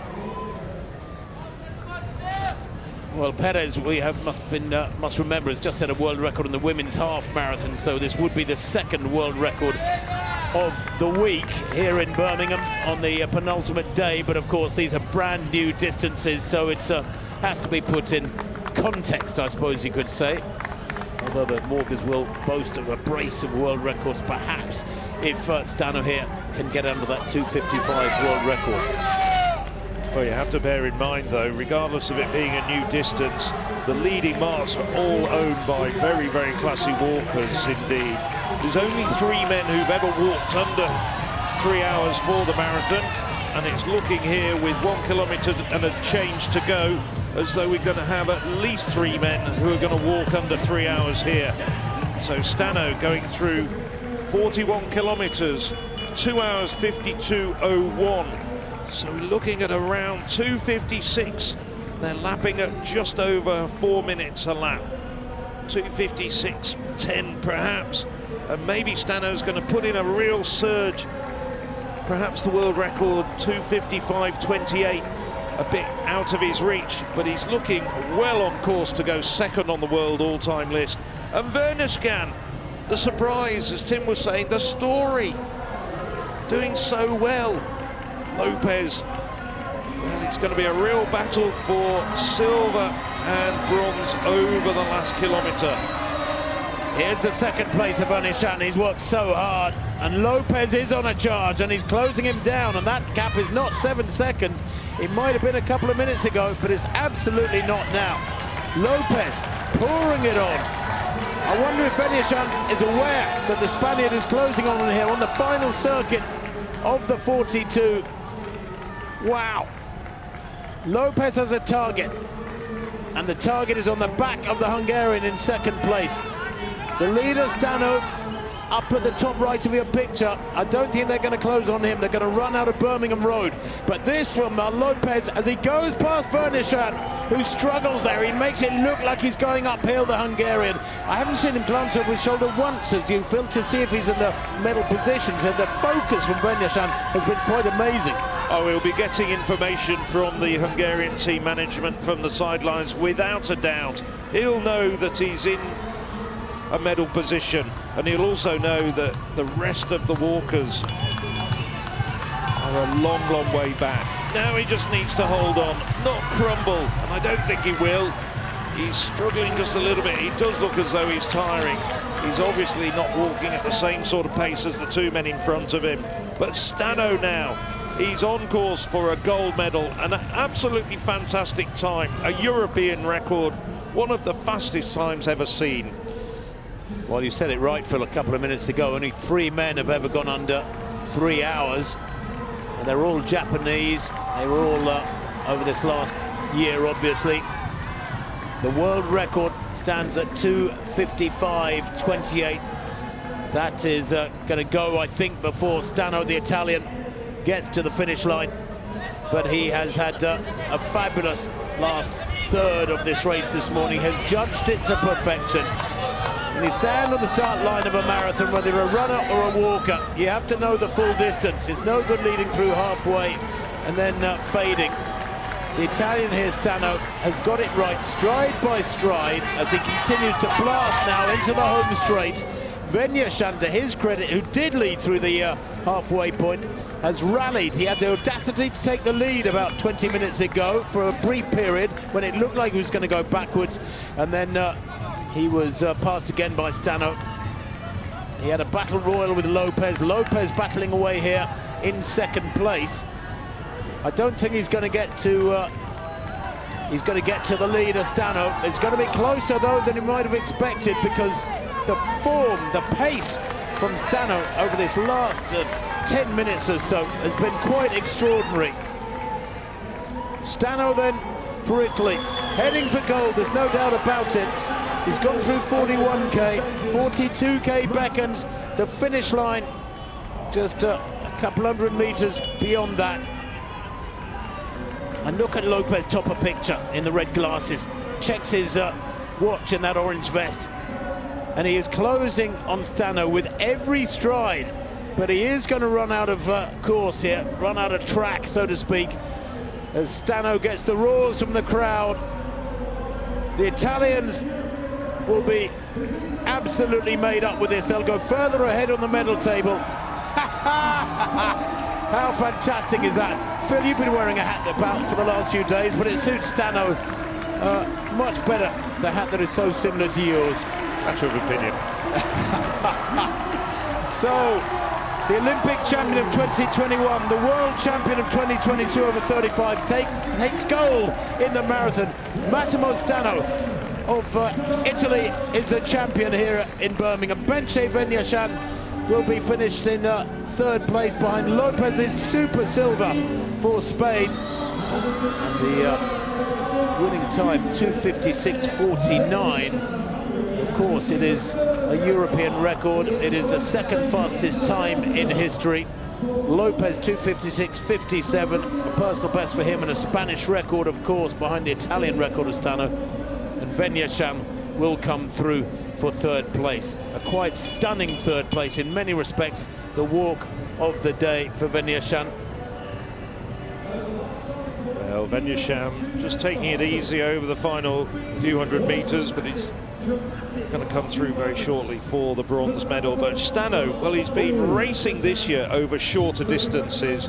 We're just reading that Vernier has been pushed into the penalty zone, a 4 minutes penalty for him Unbelievable. How cruel is race walking. Quignon will be third. Therefore, when he comes through, unless he picks up a third red card, but I don't think there's pressure behind Quignon. That is a tragedy for Venyashan. He was in third place at 42k. He's been pushed into the penalty zone in the last 200 meters. And Quignon will know he has a good gap behind him. And Quignon will take the bronze medal for France. And that is rich reward for application for many, many kilometers, Phil, when it looked like he was way out of the medals. Well, tragedy for Venyashan. There he is, disconsolate. He can barely believe what's happening. He's asking where the penalties were happening, I think. Nevertheless, delight for Stano and Lopez, second and third on the world all-time list. As we were saying, just put it in context, this is a very new event. All the people on the world all-time list at the moment, of the current generation, really good walkers at least. Oh, he's just so frustrated. Just look at that. He can barely believe his luck. He thought he was on course. Oh, he was looking up at the big scoreboard there, Phil, and I can see the penalties on there. You can't argue with it. Race walking is unique in this respect, and that athletes during the contest pick up penalties, and when they accumulate to a certain point, that's it. You're into the penalty zone, the sin bin effectively, and your race is done. 4 minutes penalty for them. This is Quignon coming through for a superb bronze medal. What a walk it's been from him. I wonder if he knows he's in third place. Exactly. He's not celebrating. He's been told to stay the right side of the finish line. That always helps. I think he's dazed there, but he's almost out on his feet, isn't he? He's going to need a bit of medical help, I think. Yeah. But does he know he's got the bronze medal? Wow. He's also got inside, just got inside 3 hours as well. That's the real benchmark of greatness in this new event. Look at that Quignon being brought back. He's all over the place. I think he's out of it, Quignon. An official there trying to help him. Look, he's pushing him away, but the official is just trying to say, look, I've got some ice here for you. Let's put this in the back of your net. Perseus Karlstrom then will finish in fourth place. He's worked away so hard there, just outside the medals. Venyashan has had to watch these athletes go past him from the penalty zone. It's just back from the finish line. Very, very cruel indeed. Oh dear, oh dear. Great friends, of course, these fellas. The Spaniard Lopez, the silver medalist. Several places in the last couple of kilometres, as Orsoni has gone backwards as well. There is indeed Orsoni, and he's in some difficulty as well. His legs are just gone as he got to cross the line. That suggests he needs a little bit of help as well.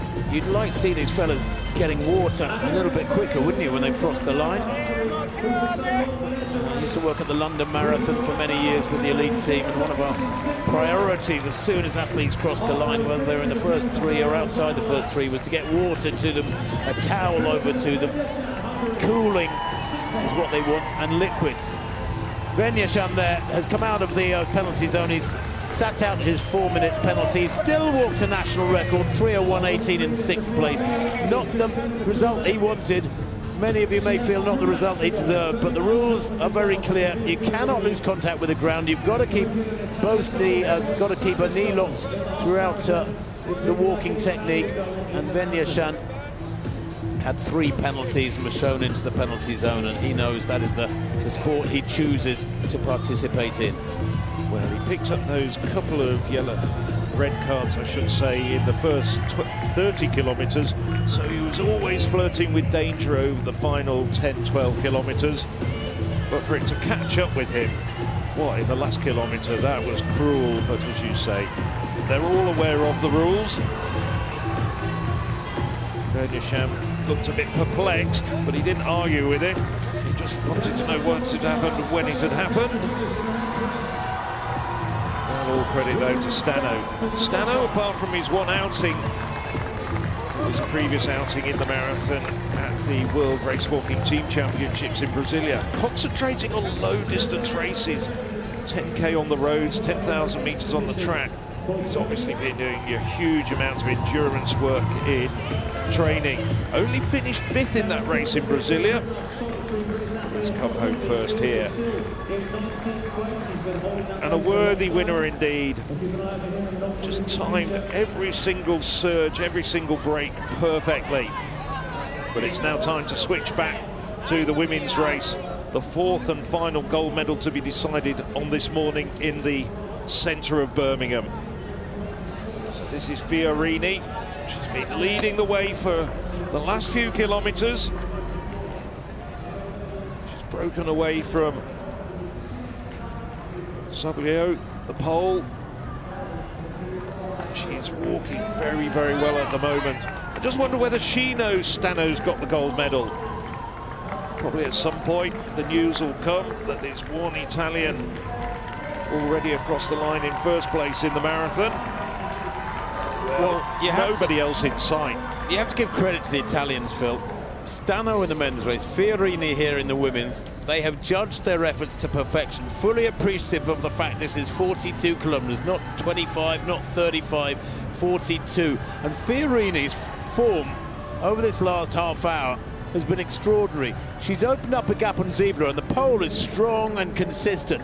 Of nearly 3 minutes through 39k, she had a 2-minute 44 lead on Ziebler the pole in second place. It's quite remarkable.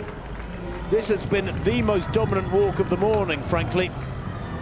And she still looks cool, doesn't she? A little bit cooler with that water over her head. But at 38k, she had 2 minutes 14 lead over Ziebler. At 39k, 2:44. So in 1 kilometre, Ziebler lost 30 seconds. Now that tells me the pole is in real trouble.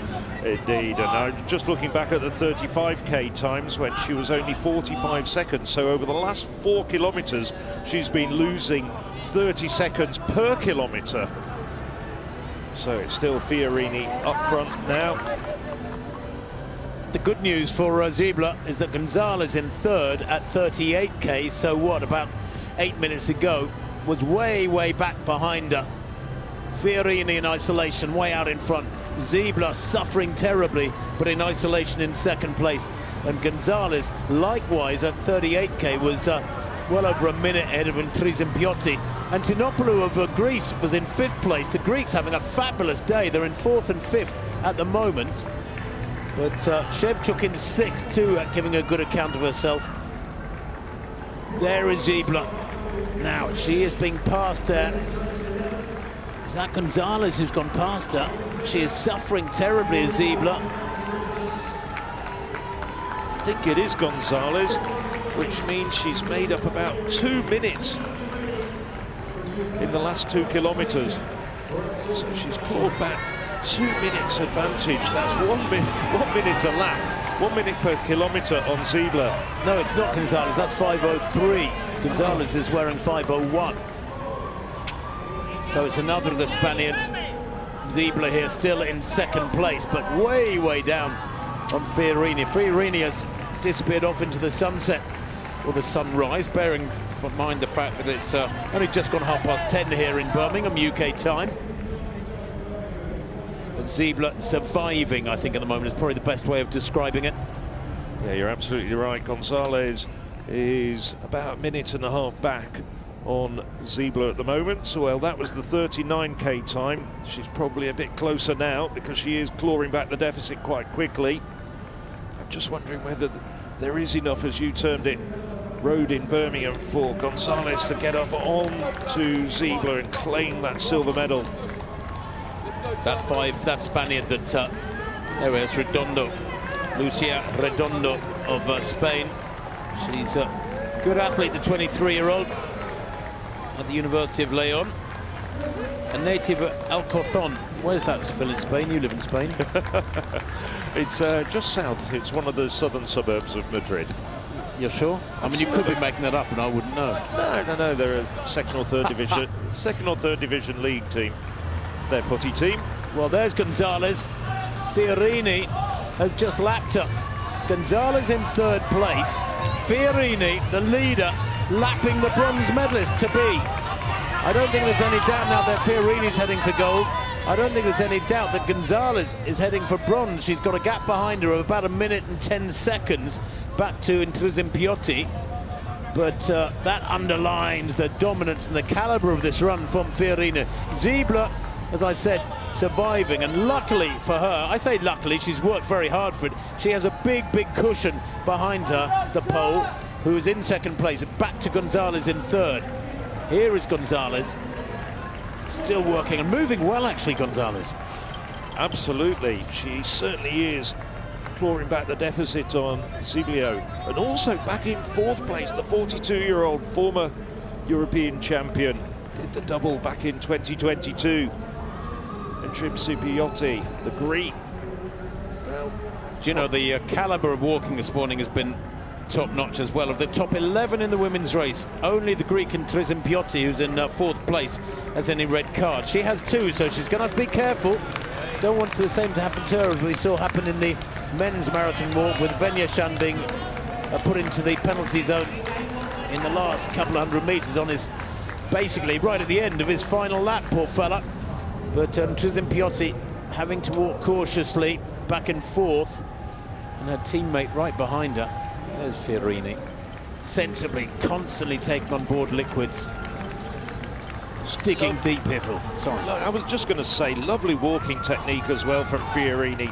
Very reminiscent of Palmisano, the Olympic champion from 2021.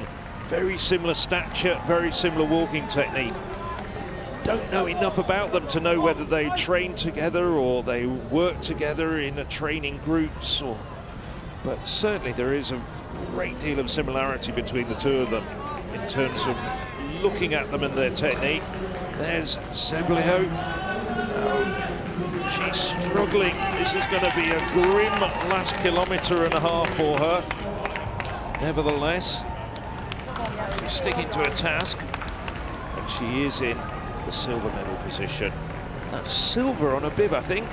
Been struggling a little bit at times, certainly in those early parts of the race when we had the half marathon team events going on, to be able to distinguish between the marathon and the half marathon walkers. Well, Orsini, Fiorini, excuse me, confusing my Enis with all these Italians doing so well at the top end of the two race walks. Linguini, Spaghetti. Fiorini comes through, and she will know full well she's got a big lead. Her lead over Ziebler now, 3 minutes 13 seconds. Way out in front.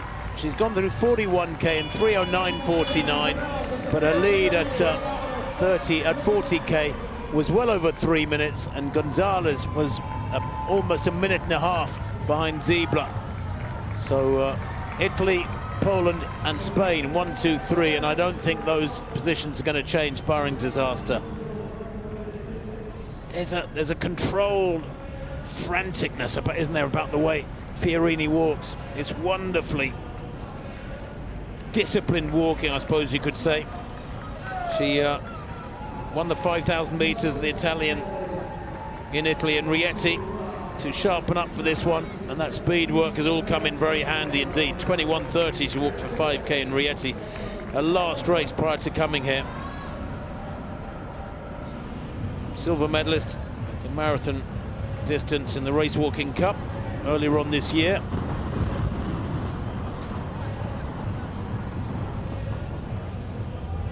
Enormous strength physically, and strength of character too, to maintain that work rate for well over 3 hours. And now, if you're a runner who covers marathons, just to remind you that this is a lady covering a marathon walking in not much outside of 3 hours. That is a very respectable marathon to run a time of 3:11, 3:20, anything in that sort of region. But to walk it with the restrictions that are imposed upon the walkers in terms of technique, little punch of the air there from Fiorini to some of the supporters on the sidelines. Yeah, she's loving this, still got the energy to celebrate. We saw some of the fellas finishing 10 minutes or so ago, almost literally out on their feet, Phil, but she is very aware of what's going on and absorbing this and enjoying every stride. When you're talking about that, there's still some of the fellas out there as well, some of the back markers still coming in. Well, we started out with 30 men on the start line of the men's marathon race walk. There you can see competitors from Greece, Slovakia, Turkey still out there. And Fiorini, she's getting the applause of the crowd. Sofia Fiorini. Well, she's coached by Alessandro Gandellini. Parmisano is coached by her husband, Lorenzo Dessi, but mentored by Patrizio Percepe. So it's so easy to forget that these athletes, in whatever discipline, whether it's in the stadium at the Alexander Stadium over in Perry-Barr, what, about 3.5 miles away, or on the roads here in the centre of town for these walkers and the marathon runners tomorrow morning who'll do an 8-lap 5-kilometre loop in the city. That'll be special. Every one of them is just the lead representative of a team. Coaches, husbands, wives, family, friends, medics who back them up, masseurs who make sure they can train day after day and persevere, get back up when they're injured. This is lovely. There's a real connection here between Fiorini and the spectators on the course. She's acknowledging support from the spectators who have watched her now negotiate 42 laps of this short circuit in the centre of Birmingham. She's gone through 41k. Her lead over Ziebler, 3 minutes 47. And I'll tell you what, Fiorini is on course for an absolutely massive world record. Current world record held by Ziebler, who's in second place at the moment, 3:24.19, which she did last year in a Polish race last October. Fiorini at the moment is going to go well inside 3:20. So she's racing quicker than all of the famous Chinese, South American race walkers. Fiorini is absolutely flying over this final kilometre. She's got the Italian flag. That was done almost as effortlessly as she's been walking around this course, this 1 kilometre course in Birmingham. She's now getting ready. She's just in the final few hundred metres. This is going to be an absolutely stunning time. It perhaps didn't herald how quickly the time has been during the course of this race. And just look at that. She's crossing the line. 3:15.11. It's a huge world record by more than 9 minutes. Yes, this is a new event on the calendar, but that is a phenomenal time by Sofia Fiorini. What a way to finish this morning of race walking. Italy take gold in the men's marathon race walk, and now Sofia Fiorini, the European champion and the world record holder in the women's marathon race walk. She dominated that race over the final 12 kilometres. She had company during the first half of the race and then gradually cranked it up, increased the speed over every single lap, and she's come through. As I say, that is a stunning time. We perhaps were not necessarily building it up in that way during the course of the race, but you've got to say, whoa, I can't remember, even with newly introduced events on the programme, the last time a world record was beaten by something like 9 minutes. Well, it has to be put in context. It's a brand new discipline. Last October in Zittau, Ziebler walked at 3:24.19. She's going to beat that today, despite having had a dreadful last few kilometres, a dreadful experience. She really has collapsed effectively, Ziebler. She's going to walk to a World Championship silver medal. Here she is on her final circuit now. And she's going to walk to a national record by several minutes. She will become the second fastest athlete in history. And yet she will look back on this as a race where maybe there's been a bit of misjudgment. She's really struggled the last 10k or so. Working so hard with the arms there to keep the legs coming through. It's what you repeat in training again and again and again. You know, it reminds me of the old golfing adage. One great golfer was playing against somebody and he kept playing these great shots and his opponent went, gosh, you're lucky. And the guy said, yeah, the harder I train, the luckier I get. And of course, it's not luck. It's not luck. The reason these athletes are taking medals is because they've worked so hard for months, for years to prepare for this. And actually getting their heads around the marathon distance is still something that many athletes are improving upon, because it is a new distance. If they've been 20 or 35k walkers for many years, then they have to learn the specifics of covering 42k competitively. Ziebler here And there is a slight uphill here. I'd say, I don't think it's an optical illusion. That's definitely a slight uphill she's on here. It's not dead flat. Phil, you don't need to. You can cancel that booking with your optician. Well, I will gently disagree with you when you said that Ziebler had slightly misjudged the race over the final 10 kilometres. No, I don't think she'd misjudged it, bearing in mind how quickly she's going to come home, and she's going to come in well inside 3:20. I think she was just beaten by a woman who was absolutely on the top of her game on the day. It could only have been Fiorini that beat her. Ziebler will still come home faster than anybody else in the world has raced over the marathon distance. This is Redondo. She was back in 7th place at 40k. She hasn't gone through 41k yet, even though Fiorini has now finished her race, and that world record 3:15.11. That might take some shifting, actually. We'll have to see. It may come down by a few minutes over this next couple of years, but you sort of feel as though, well, now you're into serious territory that needs to be given massive respect. When you break a world record by 9 minutes, it says a great deal about how athletes previously at this distance were learning all about it. Ziebler there, lonely last few kilometres from her. I'm not sure the same number of Polish fans out in the course for her. Fiorini was able to really milk that final circuit and appreciate almost on a personal level with every Italian spectator around the 1 kilometre lap the support they've been giving her for 3 hours and more. But Ziebler here looking well, isolated. Yes, and well, just look at the distance, the difference in time between Fiorini and Ziebler. In the last few kilometres, that gap has grown to more than 4 minutes. Ziebler's still going to come home just inside 3:20, and as I said, nobody else prior to Ziebler had broken 3:24.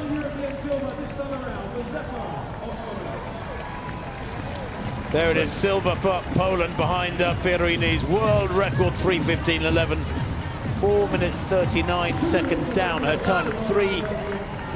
Just checking that finishing time from Ziebler, 3:19.50.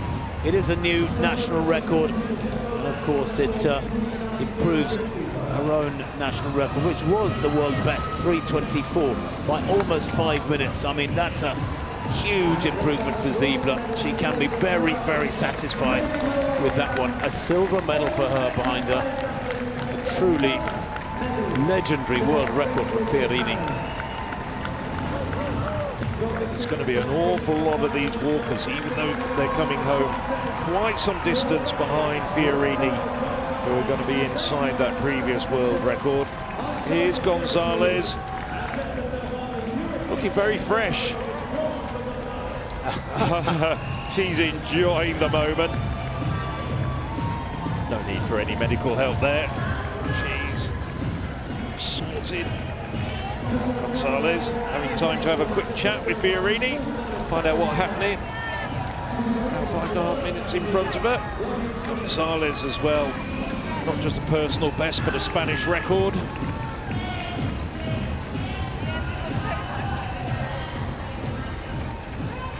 There'll be a whole host of national records, as Tim was saying, and I've been saying, yes, it is a very new event on the calendar.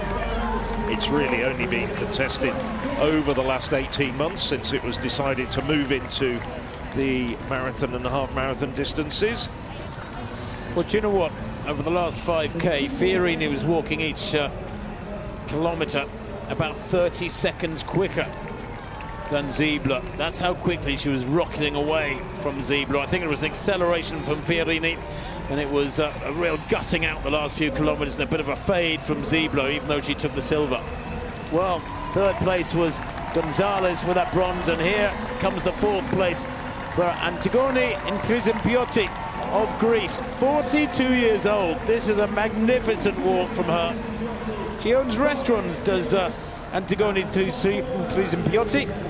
She used to be involved in swimming and gymnastics, and in Munich in 2022 she wrote history, and she became the first Greek athlete ever to win a gold in race walking at the European Championships, taking that gold over 20k in Munich. Wonderfully organised, those championships down in Bavaria.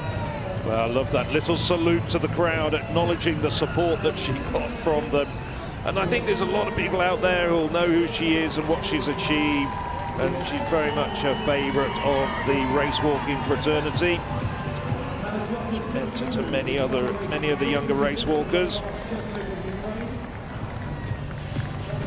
Well, a personal best for Chisholm Piotti there, 3:22.16.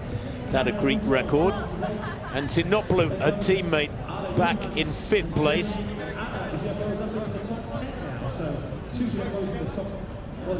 Ziebler's sister, by the way, at 41k, and many athletes have got several laps to go yet.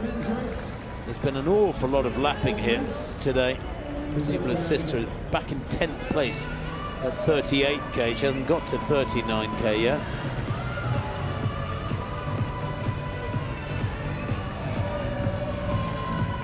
That's the shot.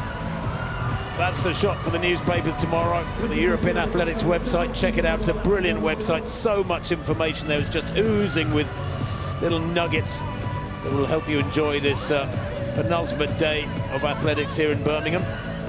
The stadium action gets underway very shortly, and the final day tomorrow as well as today, of course. It's almost finals all the way.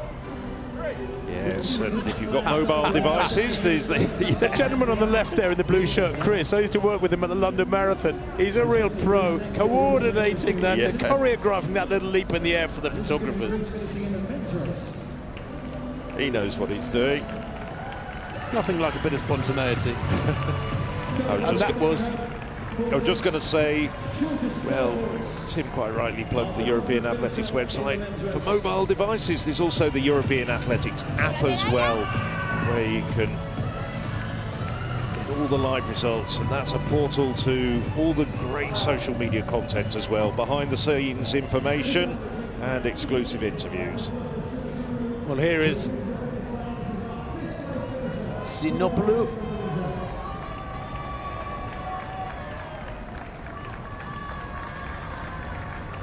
She'll be the first woman home who hasn't set a national record this morning. I know, that's cruel, isn't it? Panagiotis Sinopoulou. Yeah, just to have a slightly better teammate. Not very nice. 35 years old, Panagiotis Sinopoulou. She's earlier was involved in swimming and artistic gymnastics. She's worked as a coach and a PE teacher. I know that all the students will have been watching that performance with real pride and admiration. Just over 10 minutes down on that world record of Fiorina. 3:10.03, a personal best, her reward. And what great walking from Hanna Shevchuk here of Ukraine.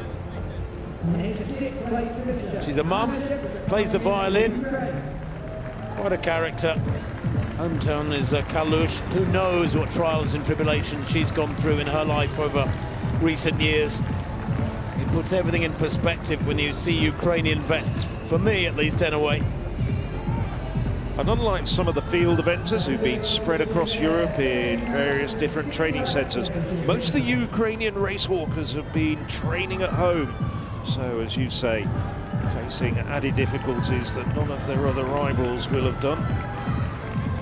So Shevchuk, Ukrainian record for her as well. Ukraine, of course, got a medal in the women's half marathon. Thanks to Olenovska.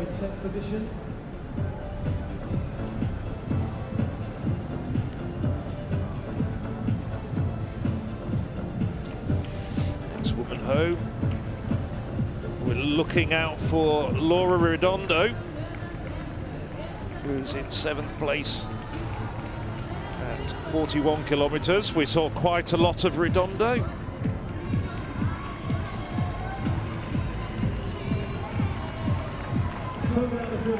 Athletes will not just be competing in a marathon race for the first time, but will be competing in the European Championships or maybe a major championships for the first time. So you'll talk about your support, it really does make such a difference. Redondo. We'll always remember their first championships. Stuck to a task. Support was here in Birmingham. For all the athletes, not just the ones, the countries that you're here to support. That's been the one thing about the brilliant European support we've had both here on the roads and over at the stadium. Well, Redondo has received such brilliant supports. Still out there on the course. I mean, I'm just looking at how the previous kilometre markers are populating. Redondo in 7th place at 41k. She hasn't reached 42. Oh, she has just gone through 42k, and in fact is just heading for the finish line now. Redondo, there she is in her last couple of hundred meters. She has worked really hard for this. A place in the top 8. Remember, if it was on the track and a 400, a 100, 200 or an 800, she'd be in the final. This is magnificent walking from Redondo. Lucia Redondo then. University of Leon Sprint Atletismo is her club. Will she be given a Spanish flag? Yeah, it's one of the bigger clubs in Spain. Up in the north of the country. Better known for its shot putters. Manolo Martinez uses it as a training base. A lot of the big Spanish throwers are based there. But Lucia Redondo, I should say.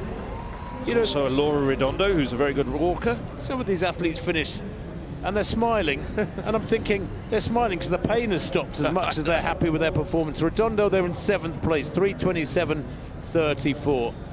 And I'll tell you what, just looking at Redondo coming home, it just shows how good that winning effort from Fiorini was.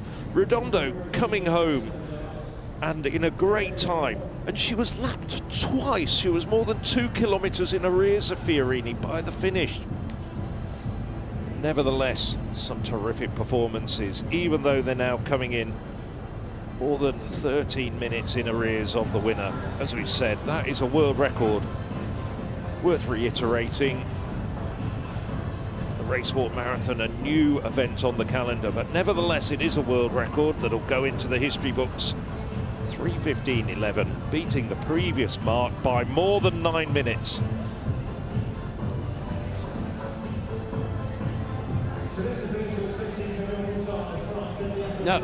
No, it's a new event. It's a new event, so there are new barriers all the time being broken. Well, we were seeing just then the number 3 Greek, Kurokotsaki, Efstathia Kurokotsaki. She was in 15th place at 38k, but we have to reiterate that plenty of the athletes out on the course still have got 2 or 3 laps to go, because such was the pace laid down by Sofia Fiorini and the leading half dozen athletes. Even, I think might even be 1 or 2 of the men still finishing. Just looking at, I think it was one of the Greek competitors going up the far side of the road. Well, you train for these races, and whether you have a fabulous, moderate or poor day at the office, pride keeps you going. Major championships, making major championship teams, wearing a national vest, it's the pinnacle of an athlete's career. They are the premium events.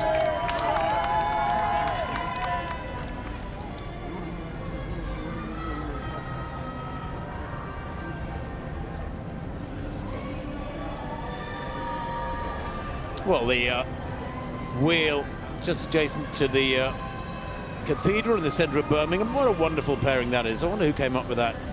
Are you going genius. up there on Monday morning? Certainly not. I'm driving home Monday morning, but Birmingham has been quite a marvellous host city for these last 7 days and more. Martinez working away, struggling with the arms there. Look how much work. I think her arms doing more work than her legs. Moutard, Mustard in French. Camille Moutard coming home for 8th place. She will be the best of the French. Grimacing from her, holding really good form through these last few strides. And at 31k, she was, what, about 3 minutes down on Redondo. So she's walked much of the latter stage of the race in complete isolation. Very, very tough to do that. Personal best for her, 3:31.56. Just some, what, about 3 minutes, 3.5 minutes down on Redondo in 7th. But she's made the top 8, and that in itself is quite an achievement. There are some scoring tables which give countries points for athletes in the top 8. Obviously 1 point for 8th, 2 points for 7th, and 8 points for 1st. if you get my drift. So Mutar there has helped the French score on that particular table. And once again, seeing the likes of Camille Moutard coming home, almost 17 minutes in arrears of the winner, Fiorini. Moutard, she's won medals at European Age Group Championships. She was the 2023 European Under-23 20-kilometre bronze medalist. She's been on the podium at European Under-23 Championships. And yet she's coming home almost 17 minutes behind. And that'll be a national record, though, for France. Just looking down. Yeah. No other French women in front of her. Well, personal bests and national records galore in all the walks this morning. These new distances, half marathon and marathon, are unfamiliar territory for the world's Europe's best walkers, I should say. They will become more and more familiar for all the world's walkers because they are what are being introduced, I don't want to say imposed, introduced by World Athletics, the global governing body, to the sport of race walking, to bring it more into line with the rest of the planet, really, when it comes to long distance ventures. Runners can relate to race walking. It's a novelty. It's not just runners, of course. The general public can, I think, much more, because they see the big city marathons. You were talking about the London Marathon. Of course, we are in Britain. And, of course, lots of people tune into those big city marathons. London, Tokyo, Boston, New York, etc., etc. And now Sydney. You're going off to Sydney in a couple of weeks, aren't you? Anyway, the general... Maintaining their coverage on a dedicated Racewalk stream. But here are the results. That half marathon finishing first with a new world record. Of course, such a new distance, the half marathon. But Maria Perez on top again, as she was in Tokyo, across the two distances there. Brilliant from her. And Alexandri Mihai of Italy and Emilia Odanovska of Ukraine picking up the remaining medals. And we're going to see a lot of lifetime bests, a lot of national records with this new half marathon and marathon distance. A logical step for the race walks, really allows that comparison for everyday people. They can compare themselves to these race walks and realise quite how impressive it is at the speed that these athletes do.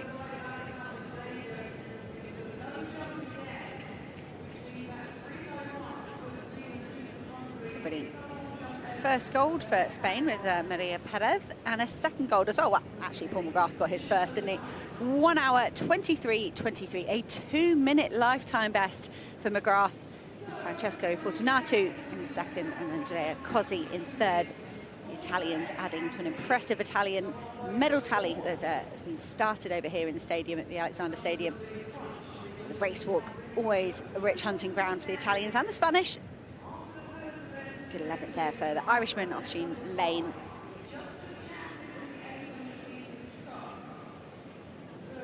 .24 finishes in the end, and just the one disqualification for Leah Kopp, which is a shame. It is the nature of race walking, isn't it? As we look out over Victoria Square, real heart of the Birmingham city centre. We'll be back here tomorrow morning for the marathon. The running marathon, but the race walk marathon. It's warmed things up for our runners tomorrow. Sofia Fiorini, a first major title, her first major championships, and she's going to be the world record holder. Huge winning margin over Katarzyna Zebro and Raquel Gonzalez in third. It's actually the third silver medal for the Polish. Pia Strzykowska over Swoboda, winning silvers on the track. In the men's marathon, Massimo Stano, former Olympic champion, back on top here in Birmingham. What will be a European record for a while, I'm sure, ahead of Miguel Lopez. And Auriel Quimont, brilliant pacemaking from the Frenchman to come through for that bronze medal. Looked absolutely spent, but a massive improvement for him over the last few years. And a heartbreak for Venya Chan of Hungary to sit out that 4-minute penalty and watch the medals walk away.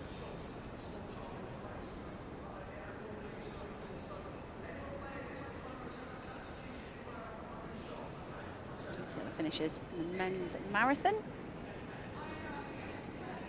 And hats off to the officials and the organisers here for keeping a track of all these athletes. And they this tight loop. Brilliant for spectators to see the athletes so many times.